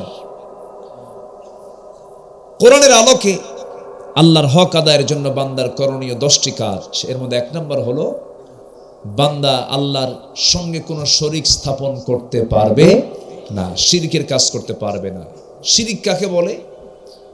শিরিক তাকে বলে, ধরুন আইন 2 প্রকার, একটা আইন হচ্ছে কোরআনের আইন, আরেকটা হচ্ছে মানুষের আইন। মানুষের আইনকে আপনি প্রতিষ্ঠা করে কোরআনের আইনকে আপনি মাইনাস করে রাখলেন, এটা কি হলো? শিরিক হয়ে গেল। অন্য আইনকে আপনি বিশ্বাস করে নিয়েছেন, গ্রহণ করে নিয়েছেন। শনিবারে বাঁশ কাটা যাবে না, আছে কিনা এলাকায় জানি না। তারপরে সকালবেলা বাকি দেওয়া যাবে না, মঙ্গলবারে বিয়ে হওয়া যাবে না, বৃষ্টির দিন বিয়ে হলে সারা জীবন ওর চোখের পানি ফুরাবে না। দেখছেন ফতুয়াগুলো, দেখছেন? তাহলে 7টা দিনের মালিক কে বলেন তো? এই 7 দিনের মালিক কে? তো এই 7 দিনের মধ্যে আপনি যে বললেন এটা করা যাবে না, এটা করা যাবে, এটা শিরক। এটা কি বলেন? শিরক। বিসমিল্লাহ গলত, এই কথা বলা শিরক। লক্ষ্মী সোনা আমার, এই কথাটা শিরক। এরকম বিভিন্ন শিরকের কথা, শব্দ চয়ন আমাদের মুখ থেকে বের হয়ে যায়, যেন কোনো শিরকের কোনো ছোঁয়া আমার আপনার জীবনে না লাগে। এটা হচ্ছে আল্লাহর অধিকার। এটা কার অধিকার বলেন? আল্লাহ চান আমার বান্দা আমার সঙ্গে কোনো শরীক স্থাপন না করুক, কিন্তু বান্দা শিরিক করে ফেলে। আল্লাহ রাব্বুল আলামিন বলেন বান্দার সকল গুনাহ মাফ হয়ে যাবে, কিন্তু শিরকির গুনাহ কখনো মাফ হবে না। মহান রব্বুল আলামিন বলছেন ইন্নাল্লাহা লা ইয়াগফিরু আন ইউশরাকা বিহি ওয়া ইয়াগফিরু মা দুনা যালিকা লিমান ইয়াশা। আল্লাহ রাব্বুল আলামিন বান্দার সকল গুনাহ মাফ করে দিবেন, কিন্তু শিরকের গুনাহ কখনো মাফ করবেন না। এটা কার ওয়াদা? আসতে বলবেন না, কার ওয়াদা? আল্লাহর শক্ত ভাষায় বলছেন ওয়া মান ইউশরিক বিল্লাহি ফাকাদ হারামাল্লাহু আলাইহিল জান্নাহ। যে ব্যক্তি শিরিক করবে তার জন্য জান্নাতটা হারাম হয়ে যাবে। শিরকের ধারে পাশে আমরা যাব না। মাজার দেখলে অনেকে মান্নত করে, গরু দেয়, ছাগল দেয়, আছে কিনা? এগুলো আছে কি এলাকায়? এগুলো টুকটাক যায় না, এদিক সেদিক নিয়ে যায়। যারা গরু দরবারে নেয় তারা আরেক বলদ, যারা ছাগল নেয় তারা আরেক রাম ছাগল, ও নিজে এক ছাগল। এগুলো করবেন কেন? বরঞ্চ আপনার প্রতিবেশী বিধবা আছে, তাকে একটা গরু কিনে দেন। ওই মান্নত করার চাইতে এই গরু কিনলে এটা আপনাকে জান্নাতে নিয়ে যাবে। কি আমার কথা কি অসন্তুষ্ট হচ্ছেন নাকি আপনারা? কিছু লোক ওঠা শুরু হয়ে গেছে, একজনকে দেখে আরেকজন ওঠে। আমি খুব কষ্ট পাচ্ছি কিন্তু এখন, এটা খুব দুঃখজনক। একটু বসেন, এটা খুবই কষ্টকর, একটু বসেন।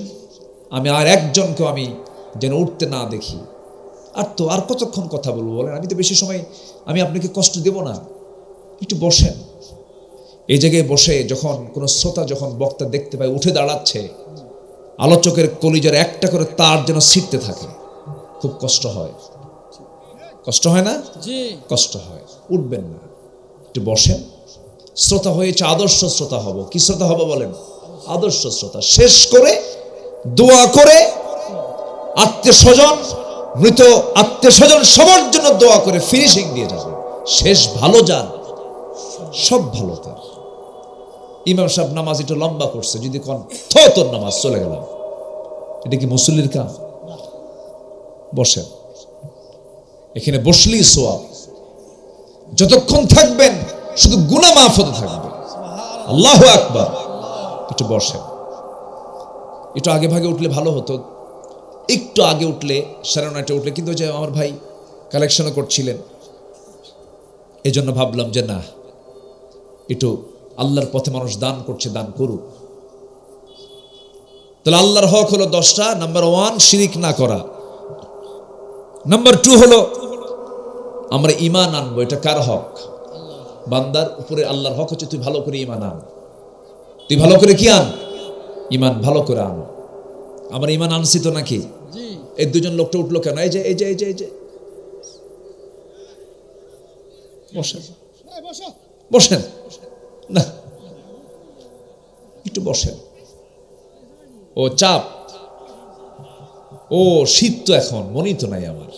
শীতের বেলা তো নিম্ন চাপ হয় বেশি, থাকা কঠিন। তবে একটু কষ্ট করে থাকেন, একটু কষ্ট করে থাকেন। আমাদের শেষ, আমরা লেখা থাকে প্রধান বক্তা, কিন্তু হয়ে যায় শেষ বক্তা।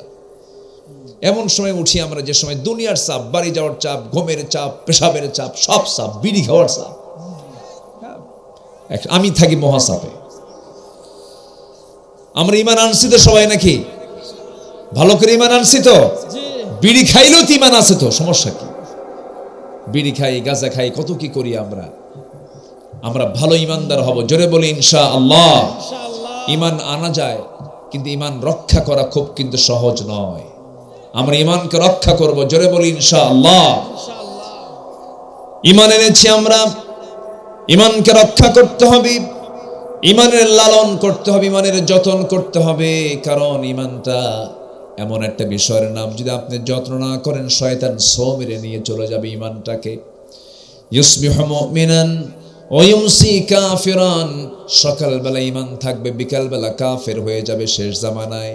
এই জন্য সতর্ক হয়ে আমরা ঈমানের যত্ন আমরা সবার আগে নেব।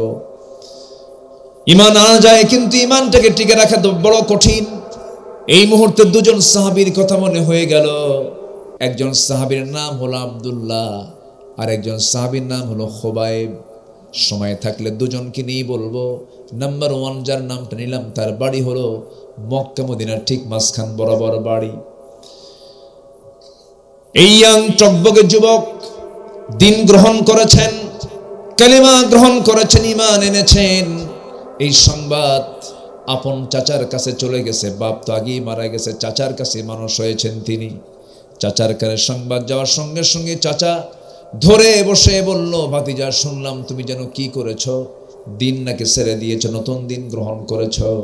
মুস্কি হাসি মেরে বলছে, চাচা আমি আপনাকে খুব ভালোবাসি, আমি আপনার কল্যাণ চাই, আমি যে কালিমা পড়েছি আপনি সেই কালিমা পড়ে নেন। সঙ্গে সঙ্গে চাচা খেপে গিয়ে বলল, ভাতিজা তুমি আমার বাপদাদার সঙ্গে এত বড় প্রতারণা করবে, চুনকালি মারবে ধর্মে, এমন তো আমি এক্সপেক্ট করি নাই, এমন প্রত্যাশা করি নাই। তবে আমি তোমাকে শেষবারের জন্য বলছি, বাবা তোমার বাবার অজান্তে আমি তোমার বাবা ছিলাম, আমি তোমার খেদমত করে বড় করেছি, তুমি দিনটা ছেড়ে দাও। সঙ্গে সঙ্গে আব্দুল্লাহ মুস্কি হাসি মেরে বলছে, চাচা সব কথা শুনবো, কিন্তু এই কথা শুনতে পারবো না, কারণ গোটা দুনিয়ার সমস্ত সম্পত্তি যদি আপনি আমার হাতে তুলে দেন, বিনিময়ে যদি আপনি ইমানটা চান, ইমান রেখে দেব, কিন্তু দুনিয়া আমি গ্রহণ করতে রাজি নই। জোরে কোন সুবহানাল্লাহ।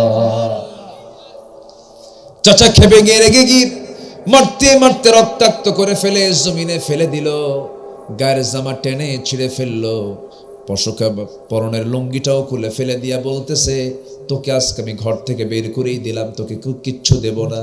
উনি মুস্কি হাসি মেরে বলছে, চাচা সব নিয়ে নেবেন, কিন্তু আমার কাছ থেকে আপনি ঈমান নিতে পারবেন না। জোরে কোন সুবহানাল্লাহ।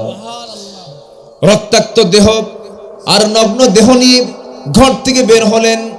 বের হওয়ার পর মার দরজায় গিয়ে নক করলেন, মা দরজা খুলো। মা দরজা খোলা মাত্রই বলছে, মা আমার দিকে তাকায়ও না, আমার চাচা দিন গ্রহণ করার কারণে আমার পরনের লুঙ্গিটা পর্যন্ত খুলে নিয়ে অত্যাচার করেছে। আমার আম্মা, আপনি আমাকে মাফ করে দেন, আমি আপনার সঙ্গে আর সময় দিতে পারবো না। মা দেখো তো ঘরের মধ্যে কোনো কিছু আছে কিনা, ঘরের মধ্যে কোনো কিছু পাওয়া যায় কিনা দেখো তো, আমি তো উলঙ্গ হয়েছে, আমার দিকে তাকায়ও না। এই কথা বলার সঙ্গে সঙ্গে ছোট্ট একটা কাপড়ের টুকরো পাওয়া গেল, সেই টুকরোটা দিয়ে কোনো মতো সতর ঢাকলেন। সতর ঢেকে সেখান থেকে আস্তে করে বের হওয়ার সময় বলছে, মা আমার জন্য দোয়া করো, আমি তোমাকে ভালোবাসি, কিন্তু নবীর চাইতে বেশি ভালোবাসি না। পৃথিবীর কোনো দরবার আমার ভালো লাগে না, আমি আমার নবীর দরবারের দিকে রওনা দিলাম। জোরে কোন সুবহানাল্লাহ। আমার ভাইয়েরা, সে আব্দুল্লাহ মার কাছ থেকে বিদায় নিলেন। ইমানকে লালন করতে গিয়ে, ইমানের যত্ন করতে গিয়ে দুনিয়া ছেড়ে সব কিছু ছেড়ে দিয়া তিনি মদিনার দিকে রওনা করলেন। প্রচণ্ড শীতকাল, এই শীতের মধ্যে তিনি রওনা করলেন। রওনা দিয়া পায়ে হেঁটে হেঁটে কয়েকশো মাইল তিনি অতিক্রম করেন, মদিনার মসজিদ পর্যন্ত পৌঁছে গেলেন। নবজির দরজায় গিয়ে কোন এক সকালবেলা পৌঁছে গিয়ে দরজায় নক করলেন, দরজা খুলে গেল। রসুল তাকে দেখতে পেলেন। রসুল দেখতেছেন থরথর করে কাঁপে। আমার নবজি ভিতরে চলে গেলেন। আমার নবী তার ব্যবহৃত সুন্দর দুটা জুব্বা হাতের মধ্যে নিয়ে বাইরে বের হয়ে এসে বলছেন, আব্দুল্লাহ তুমি তো ঠান্ডায় মরে যাবে, কাঁপতেছ, আমার জুব্বাটা তুমি পড়ো। যখন জুব্বাটা পড়ায় দেওয়া হলো, পড়িয়ে দেওয়ার সঙ্গে সঙ্গে রসুল বলছেন, আব্দুল্লাহ কি হয়েছে বলো। সব খুলে বললেন। রসুল বলছেন, ও আমার সাহাবী, তোমার চাচা তোমাকে বস্ত্রহীন করেছে, আর আমি তোমাকে আমার গায়ের শ্রেষ্ঠ জামাটা উপহার দিয়ে দিলাম। জোরে বলি সুবহানাল্লাহ। ঈমান আনলে লস না লাভ? ঈমান আনলে লস না লাভ? ঈমানের লালন করব আমরা। জোরে বলি ইনশাআল্লাহ। কি কোনো কষ্ট হচ্ছে কারো? সমস্যা কি? আমরা ঈমান এনেছি, ঈমানটাকে নিয়ে আমরা টিকে থাকবো। জোরে বলি ইনশাআল্লাহ। দুনিয়া বিক্রি করে নবীর সামনে শূন্য দেহ নিয়ে হাজির হয়েছেন। রাসূল তার গায়ের জুব্বাটা তার হাতে উপহার দিলেন। সুবহানাল্লাহ। আমার নবীজি বললেন, আব্দুল্লাহ তুমি কি খুশি হয়েছো নাকি? হ্যাঁ খুশি হয়েছি। রাসূল বললেন, আব্দুল্লাহ তুমি আমার কাছে কিছু চাও নাকি বলো। তিনি বলছেন, ইয়া রাসূলুল্লাহ আমি আপনার কাছে চাচ্ছি হলো আল্লাহ পাক যেন আমাকে শহীদের দরজা দিয়ে দেন, আমি যেন মৃত্যুর রাজপথ শহীদি মওত যেন আমি অর্জন করতে পারি। আমার নবীজি তৎক্ষণাৎ দুটো হাত আকাশমুখী উঁচু করে ধরলেন আর বলছেন, আয় আল্লাহ তাআলা আমার আব্দুল্লাহর জান মাল তুমি কাফের বেঈমানদের জন্য হারাম করে দাও। এই দোয়া যখন করলেন আব্দুল্লাহর বড় মনটা খারাপ হয়ে গেল। আব্দুল্লাহ বলছেন, ইয়া রাসূলুল্লাহ দোয়া চাইলাম কি, আপনি দোয়া করলেন কি? আমি তেমন দোয়া চাই নাই, কারণ কাফের বেঈমানরা যদি আমাকে না মারতে পারে আমি শহীদ হব কেমনে? আমার রাসূল বলছেন, আব্দুল্লাহ তোমার মধ্যে যদি শাহাদাতের তামান্না লালন হয়, ওয়া ইম্মা তাআলা ফিরাশিহি তোমার মওত যদি বিছানা হয়ে থাকে, আল্লাহ রাব্বুল আলামিন তোমাকে শহীদের দরজা দিয়ে দিবেন। যাও আব্দুল্লাহ কোরআনটা নিয়ে যাও, আসহাবে সুফফার কাছে গিয়ে বসো, কোরআনটা তেলাওয়াত করো। আসহাবে সুফফার মধ্যে বসে আব্দুল্লাহ জোরে জোরে কোরআন পড়ছিলেন। জোরে আওয়াজ করার কারণে কিছু সাহাবীরা এসে বলছেন, ইয়া রাসূলুল্লাহ, আব্দুল্লাহ নামে একজন সাহাবী এত জোরে কোরআন পড়ছে, আমাদের ডিস্টার্ব হচ্ছে। রাসূল বলছেন, ও সাহাবীরা, সবার ব্যাপারে রিপোর্ট করতে পারো, কিন্তু আব্দুল্লাহর ব্যাপারে বিরুদ্ধে রিপোর্ট করতে যেও না, কারণ আব্দুল্লাহ জোরে জোরে কোরআন পড়ছে, কারণ দুনিয়া বিক্রি করে তাকে ঈমান আনতে হয়েছে। জোরে কোন সুবহানাল্লাহ। সে আবেগে জোরে জোরে কোরআন পড়ছে। আমার নবীজি এই আব্দুল্লাহর দিকে এক্সট্রা করে নজর রাখতেন। কোন এক যুদ্ধের ডাক চলে এলো, রাসূল বলেছেন, আব্দুল্লাহ যুদ্ধে যাবে নাকি? হ্যাঁ, যুদ্ধে যাব, চলো যাই। যুদ্ধে চলে গেলেন। অভিযান শেষ হলো, আবার ফেরত আসতেছেন মদিনার দিকে। হঠাৎ করে আমার নবীর এখানে সংবাদ আসলো, হুজুর, আপনার কলিজার টুকরা আব্দুল্লাহ আজ দুনিয়াতে বেঁচে নাই। আব্দুল্লাহ মারা গেছে, অসুস্থ অবস্থায় মারা গেছে। আমার নবীজি শোকাহত হয়ে পড়লেন। আব্দুল্লাহর লাশের পাশে গিয়ে দাঁড়িয়ে বলছেন, সাহাবীরা, আমার এই কলিজার টুকরা আব্দুল্লাহর গোসলটা করায়া দাও, কাফনের কাপড়টা পরায়া দাও। আজকে আব্দুল্লাহর জানাজা কেউ পড়াবে না, আমি রাসূল নিজে তার জানাজা পড়ায়া দেব। রাসূল জানাজায় দাঁড়ায় গেলেন। জানাজা সম্পূর্ণ হয়ে গেল। নবীজি কাদা কাদা কণ্ঠে বলছেন, সাহাবীরা, আমার আব্দুল্লাহর লাশটা কোথায় তোমরা রাখবে? কবর খনন কোথায় করেছো? কবর খননটা তোমরা কোথায় সম্পূর্ণ করেছো? হুজুর, ওই দুই পাহাড়ের চিপায়, আমাকে নিয়ে চলো। রাসূল চলে গেলেন। কবরের সামনে গিয়ে দাঁড়িয়ে দাঁড়িয়ে কাঁদতেছেন। রাসূল বলছেন, সাহাবীরা, এই কবরে আজকে আব্দুল্লাহকে রাখার জন্য আমি কাউকে নামতে দেব না, আমি রাসূল নিজে কবরের মাটিতে নেমে যাব। রাসূল নিজে নামলেন। এরপরে বলছেন, আবু বকর ডানে নামো, ওমর বামে নামো। মোট কয়জন হলো? পৃথিবীর তিনজন সেরা মানুষ ওই ভাগ্যবান সাহাবীর কবরে নামলেন। আমার নবীজি দুটো হাত আগায় দিলেন আর বলছেন, সাহাবীরা, আমার কলিজার টুকরা আব্দুল্লাহকে আমার হাতে তুলে দাও। তুলে দেওয়া হলো। আমার নবীজি লাশটা নিলেন। এবার বলছেন, আবু বকর মাথা ধরো, ওমর পাটা ধরো। আমার নবীজি এবার লাশটা ধরে নিয়ে তিনজন মিলে কবরে শোয়া দিলেন। শোয়া দিয়ে বুকের উপরে হাতটা রাখলেন। হাত রেখে আকাশের দিকে তাকায় বলছেন, আকাশের মালিক আল্লাহ, আজ পর্যন্ত আমি আব্দুল্লাহর দ্বারা চুল পরিমাণ ব্যথা পাই নাই। আমার আব্দুল্লাহ কখনো আমার সঙ্গে বেয়াদবি করে নাই। আমার আব্দুল্লাহ আমার অত্যন্ত প্রিয় সাহাবী। আমি আব্দুল্লাহর প্রতি এখন পর্যন্ত সন্তুষ্ট আছি। আমি আব্দুল্লাহকে মাফ করে দিয়েছি, তুমি আমার আব্দুল্লাহকে মাফ করে দাও।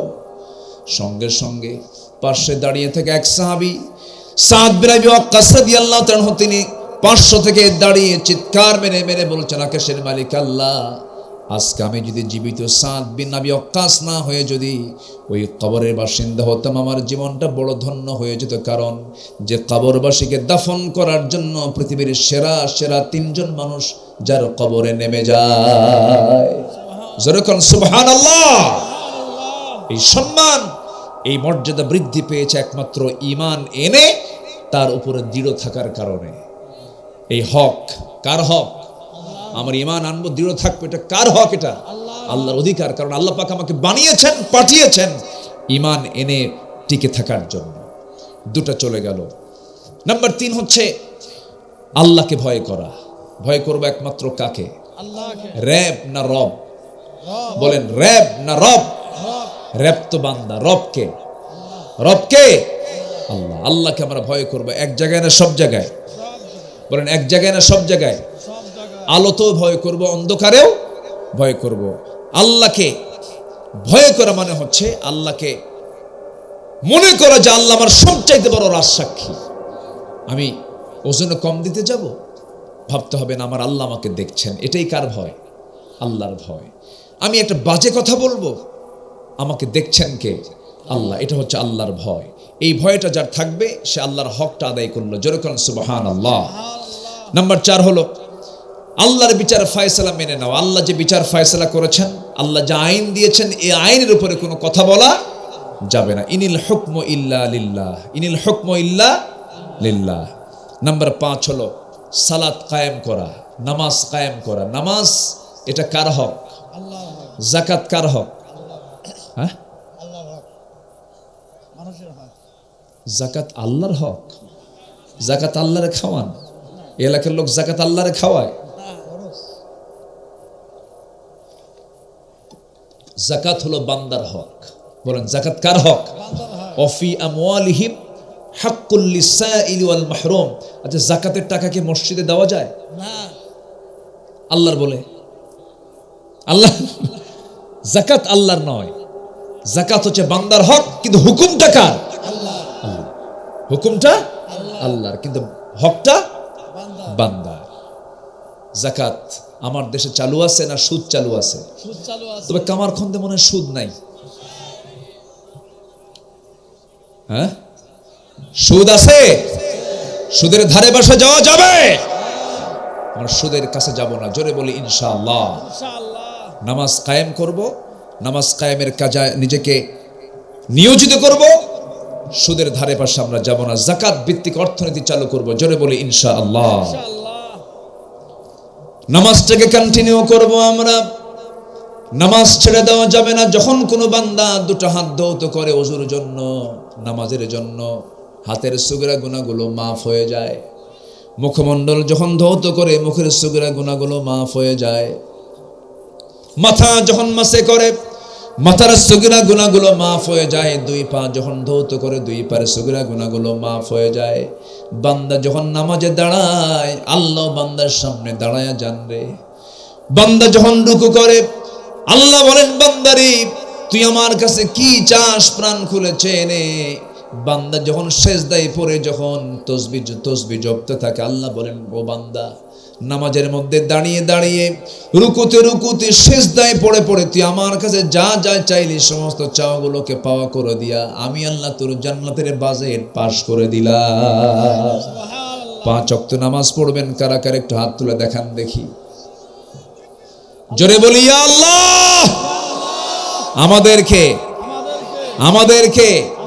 5 ওয়াক্ত সালাত আদায় করার তৌফিক তুমি আল্লাহ দিয়ে দাও।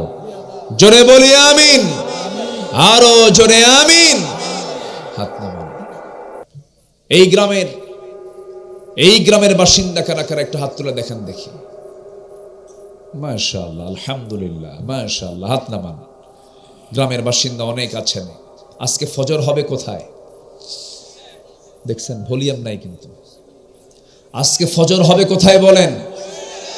বাড়ি না মসজিদ? ফজর পড়বেন কারা কারা? হাত তোলেন।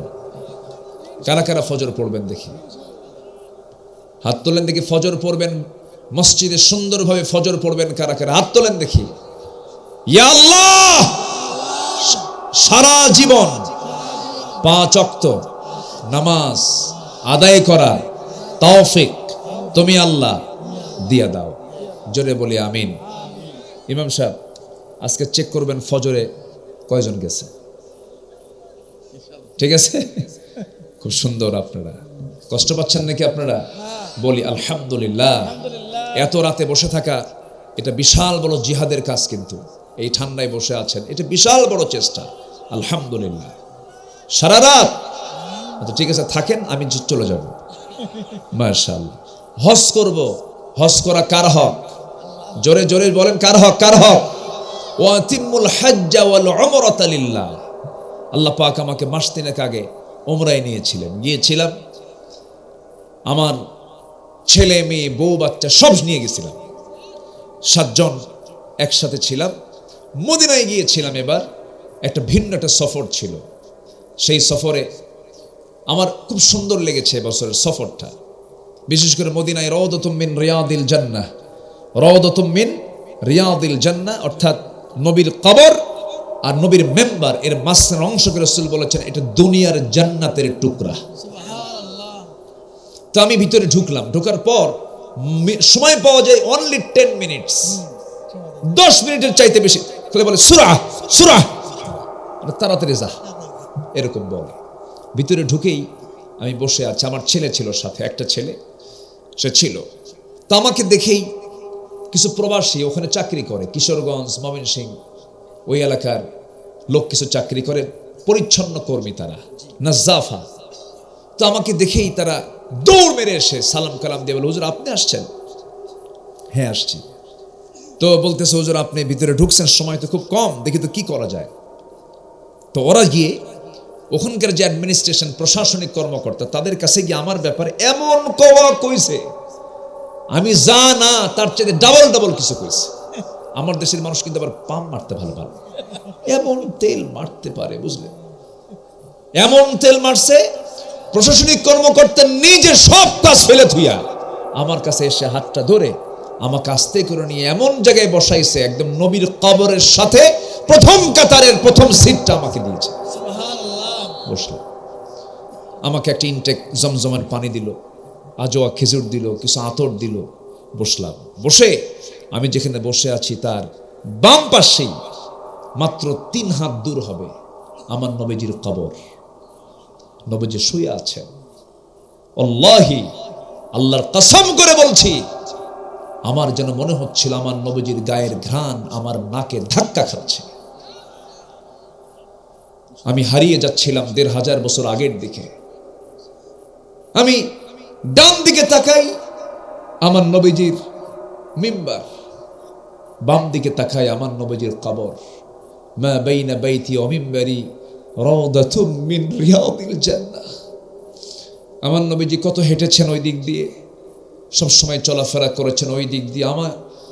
আমি সেই সময় শুধু একটা দোয়া করেছি, আল্লাহ আমার জন্ম তুমি দিয়েছো বাংলাদেশে, আর আমার প্রাণাধিক কলিজার টুকরার জন্ম দিয়েছো মক্কায়, তার লাশটা রেখেছো মদিনায়।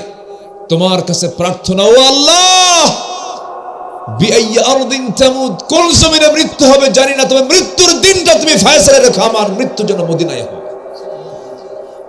শুধু একটা দোয়া করি, সেখান থেকে চলে আসছি, আর কিছু চাইনি আল্লাহর কাছে। সাহাবীদের সম্মান মর্যাদা কেন বেশি জানেন? যত কারণ আছে এর মধ্যে 1 নম্বর কারণ, প্রত্যেকটা সাহাবী রাসূলকে জীবনের চাইতে বেশি ভালোবেসেছেন। আমার নবীর প্রতি যে আদব আখলাকটা ছিল সাহাবীদের অকৃত্রিম। শুধু একদিন আমার নবীর সামনে 2 জন সাহাবী আবু বকর এবং ওমর কথা বলছিলেন, তাদের কথার আওয়াজ নবীর কথার আওয়াজের চাইতে বেশি হচ্ছিল। ওই আয়াতটা সেখানে লাগানো আছে, সাইয়েদনা ওমরের কবরের উপরে এই আয়াতটা, লা তারফাউ আসওয়াতাকুম ফাওকা সাওতিন নবী, তোমরা তোমাদের আওয়াজকে নবীর আওয়াজের চাইতে বড় করো না, যদি করো বেয়াদবি যদি হয় আন তাহবাতা আমালুকুম, সমস্ত আমলগুলো কাঠ হয়ে যাবে। এইজন্য বড়জন, বড় ব্যক্তি, বাবা মা উস্তাদ, এদের সাথে বেয়াদবি করলে জীবন পুড়ে যায়, জীবন ধ্বংস হয়ে যায়, ঠিক কিনা?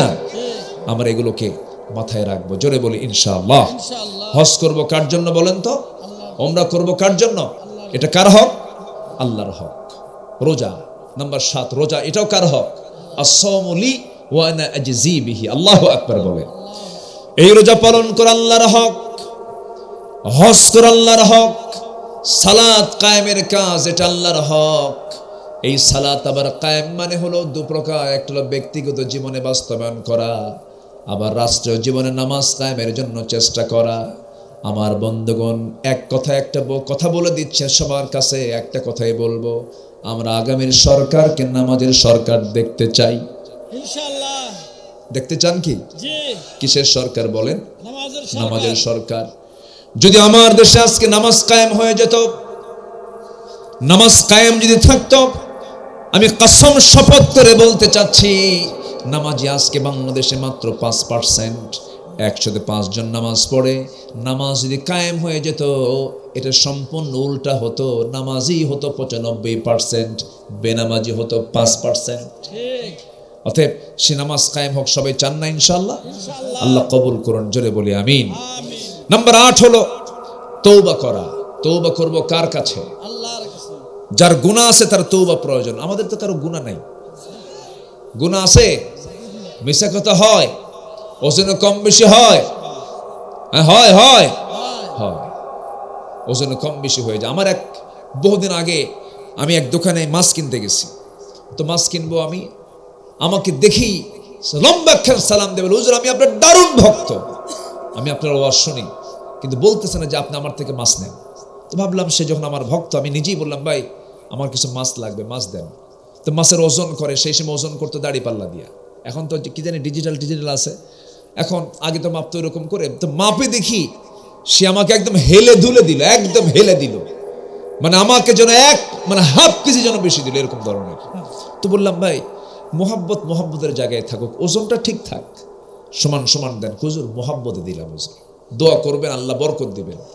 তো ভাবলাম বেচারি আমাকে এত বেশি দিল, তার তো লাভই হলো না, তার তো লস হয়ে গেল। তো ভাবলাম দেখি তো কতটুকু বেশি দিয়েছে। আমি আরেক জায়গায় মাপ দিয়ে দেখি আরো 250 গ্রাম নাই। আরো কত গ্রাম নাই? 250 গ্রাম নাই। কি কথা কি বুঝতেছেন ভাই? আমরা ভালো হতে পারলাম না। মসজিদে গেলে জুতো থাকে না, মাহফিলে ওয়াজ করতে আসি, মঞ্চ থেকে জুতা নিয়ে যায় নিজের মনে করে। চট্টগ্রামে এক মাহফিল, গত বছর মাহফিল শেষ করে হাজার হাজার মানুষ, মঞ্চ থেকে নেমে দেখি আমার জুতা নাই। হুজুর জুতা তো নাই আপনার, মনে হয় একটু মহব্বত করে নিয়ে চলে গেছে। কেন আমরা এগুলো করি কেন? মসজিদ আমার মনে হয় গোটা পৃথিবীতে একটা দেশ, যে দেশের মসজিদে জুতা থাকে না, সেটা হল বাংলাদেশ। জুতা থাকে না। রাগ করতেছেন নাকি আপনারা? সাইকেল থুইয়া শুধু এই দিকে তাকাবেন, সাইকেল নেই। কি চিত্র এটা! ইমানদার তেমন হওয়ার কথা না। আমরা তওবা করব, জোরে বলে ইনশাআল্লাহ। আল্লাহ কবুল করুন। আমিন। নাম্বার 9 হলো সমস্ত কিছুর উপরে আল্লাহকে ভালোবাসতে হবে। সকল কিছুর উপরে আল্লাহকে ভালোবাসা হলো আল্লাহর হক। নাম্বার 10 হলো সর্বশেষ যেটা, সেটা হলো কারো কাছে চাওয়া যাবে না, চাওয়ার জায়গা একমাত্র তিনি আমার কে। وقال ربكم ادعوني استجب لكم ان الذين يستكبرون عن عبادتي سيدخلون جهنم داخرين। জোরে বলুন আল্লাহু আকবার। আমার কাছে ডাকো, আমার কাছে প্রার্থনা করো, দিল থেকে আমার কাছে চাও। পৃথিবীর কেউ তোমাকে সাড়া না দিলে আমি আল্লাহ তোমার ডাকে সাড়া দেব। আমি তো তোমার সেই রব, যে রব তুমি যখন মার পেটের মধ্যে অন্ধকার সেই গহীনে যখন ছিলে, সুরক্ষিত জায়গায় ছিলে, মার পেটের মধ্যে ছিলে, কি চাপের ভিতরে ছিলে, কি অভ্যন্তরীণ জায়গায় ছিলে, সেই জটিল জায়গায় আমি আল্লাহ তোমাকে তিলে তিলে মানুষ করেছি। কানের জায়গায় কান দিয়েছি, হাতের জায়গায় হাত দিয়েছি, পায়ের জায়গায় পা দিয়েছি। এত সূক্ষ্ম করে সেই মার পেট থেকে 72টা অপারেশন সম্পন্ন করে দুনিয়াতে পাঠিয়ে দিয়েছি। সব চাহিদা পূরণ করে আমি তিলে তিলে তোমাকে বড় করেছি। জোরে বলি সুবহানাল্লাহ। আমাকে ডাকো, আমি তোমার ডাকে সাড়া দেব। হয়তো তুমি দোয়া করছো, আমি তোমাকে দেই নাই, হ্যাঁ একটু পরে দেব, পরেও দেই নাই, এই দুনিয়াতে না দিয়ে তোমাকে আখিরাতে জান্নাত বুঝাইয়া দেব। তবুও তুমি হতাশ কখনো হতে পারবে না, হতাশ হবে না। আমাকে দেওয়ার জন্য একমাত্র যথেষ্ট যিনি, তিনি কে? আল্লাহ তাআলা। সম্মানিত ভাইয়েরা, অনেক লম্বা লম্বা কথা, রাতও হয়েছে। এখন আমরা চলে আসি হচ্ছে বান্দার হক। ও মাথায় রাখছেন? আলহামদুলিল্লাহ। যারা আলোচনার সাবজেক্ট যারা মাথায় নেন তারা কিন্তু এটাকে ক্লাস মনে করেন, মনোযোগ দিয়ে শোনেন। তারা শ্রোতা তো বিভিন্ন ধরনের থাকে, তো একটু আমরা মনোযোগ দিয়ে লাইন, শুধু পয়েন্টগুলো শুনেই আমরা শেষ করে দেব। 6টা হক, বান্দার হক হচ্ছে 6টা। নাম্বার 1 হচ্ছে আল্লাহর পর মাতা পিতার হক। কার হক বলেন তো? মাতা পিতার হক। বাপ মার খেদমত করা সন্তানের জন্য কি? আস্তে কয়, আরো জোরে বলেন। বাপ মাকে ভাত দেয় না এমন সন্তান তো কামারখন্দে নাই, গোটা সিরাজগঞ্জে নাই? আছে? R15 নে ঘরে বাপ মা না খেয়ে থাকে, ওই আতিবাতি নেতার পিছনে সারাদিন কাটায়, বাপ মাকে ভাত দেয় না। আছে না নাই? আচ্ছা, জাহান্নাম যেতে হবে। নাম্বার 2 হলো অধিকার আদায়, আমানত রক্ষা করা। সম্মানিত ভাইয়েরা, আপনি একটা চোরকে চেয়ারে বসায় দিলেন, ও চুরি করবে, সেই চুরির গুণ আপনার আমলনামায় চলে যাবে। আমার কথা কি বুঝতেছেন ভাই? তাহলে চোরকে চেয়ারে বসাবো না আল্লাহওয়ালাকে বসাবো? চোরকে নেতা বানানোর দিন শেষ। আমরা এখন ভালো লোককে চেয়ারে বসাবো। জোরে বলি ইনশাআল্লাহ। এটা একটা আমানত। এটা কি বলেন? আমানত। এটা বান্দার হক। চোরও আছে, ভালো লোকও আছে। এটা আমানত আপনাকে দেওয়া হয়েছে, তুমি সমর্থন দাও। এটা কি বলেন তো? আমানত। আপনি চোরকে দিবেন, ভালো লোককে দিবেন? ভালো। নচেত এটার জন্য জবাব দিতে হবে কার আদালতে? আল্লাহ আদালতে। আপনি ওই ভালো লোকের হক আপনি নষ্ট করে ফেলেছেন। নাম্বার 3 হলো গীবত, পরনিন্দা, পরচর্চা করা যাবে না, বান্দার হক নষ্ট হয়ে যাবে। নাম্বার 4 অপরের সম্পদ অন্যায়ভাবে গ্রাস করা যাবে না, হক নষ্ট হয়ে যাবে। নাম্বার 5 হলো দান সদকা, অভাবীদের সাহায্য করব, এটা বান্দার হক। নাম্বার 6 হলো ন্যায় বিচার প্রতিষ্ঠা করা বান্দার হক। সঠিক বিচার করবেন আপনি, সঠিক বিচার যদি না করতে পারেন বড় পরীক্ষার সম্মুখীন হতে হবে। ইনসাফ কায়েম করতে হবে, আদালত কায়েম করতে হবে। ছোট্ট একটা ইতিহাস মনে পড়লো আমার, ওমরে ফারুকের নামটা মনে হলো। ওমরে ফারুক রাদিয়াল্লাহু তাআলা এক বোতল মধু এক বোতল মধু তিনি রাষ্ট্র থেকে নিয়ে এসেছেন। সেই মধুর বোতলে 5 জন পরিবারের মধু আছে। কয় পরিবারের বলেন? 5 পরিবারের। একটা হচ্ছে তার মধ্যে তার একটা পরিবার, বাকি 4টা পরিবার। 5টা ভাগ করতে হবে মধুর বোতলকে। বউকে বলছেন, বউ আমার মধুর বোতলটা ভাগ করো। মধুটাকে 5 ভাগে ভাগ করে 1 ভাগ আমরা নেব, বাকি 4 ভাগ প্রতিবেশী পেয়ে যাবে। মধুর বোতল বউয়ের হাতে হ্যান্ড ওভার করার পরপরই বলছেন, বউ রে আমি তোমাকে ভাগ করতে দেব না, আমি তোমাকে ভাগ করতে দেব না। এই কথা বলি বোতলটা নিয়ে প্রতিবেশীর হাতে দিয়ে আসলেন। 5 ভাগ করতে বললেন, 1 ভাগ তিনি নিয়ে আসলেন, তার ভাগের অংশটুকু নিয়ে এসে বউয়ের হাতে দিয়ে বলছেন, বউ আমার সন্দেহ করো না, আমি তোমাকে দারুণ ভালোবাসি, আমি তোমাকে সন্দেহ করো নাই, কিন্তু আমি তোমাকে মধুভাগের দায়িত্ব দিয়ে আবার তোমার কাছ থেকে নিয়ে নেওয়ার কারণ হলো মধু হলো তরল জিনিস। এই তরল জিনিস যখন ভাগ করতে যাবে, যদিও সমান ভাগে ভাগ করবে, কিন্তু মধু ভাগ করতে গিয়ে কিছু 1 ফোঁটা হোক, 2 ফোঁটা হোক, 3 ফোঁটা হোক মধু আমাদের হাতে বেশি চলে আসবে, তোমার হাতে বেশি চলে আসবে। এতটুকুন মধু বেশি চলে আসুক চাই নাই মনে করে মধুভাগের দায়িত্ব আমি অন্যের কাঁধে চাপায়া দিয়েছি। যেরকম সুবহানাল্লাহ। ইনসাফ, সমতা রক্ষা করা, এগুলো বান্দার হক। আল্লাহ রাব্বুল আলামিন এই 6টা বান্দার হক আর 10টা আল্লাহর হক, এই 16টা হক নিয়ে আমাদের জীবনটাকে সাজানোর তৌফিক আল্লাহ পাক দান করুন। আমিন। জোরে বলি আল্লাহুম্মা আমিন।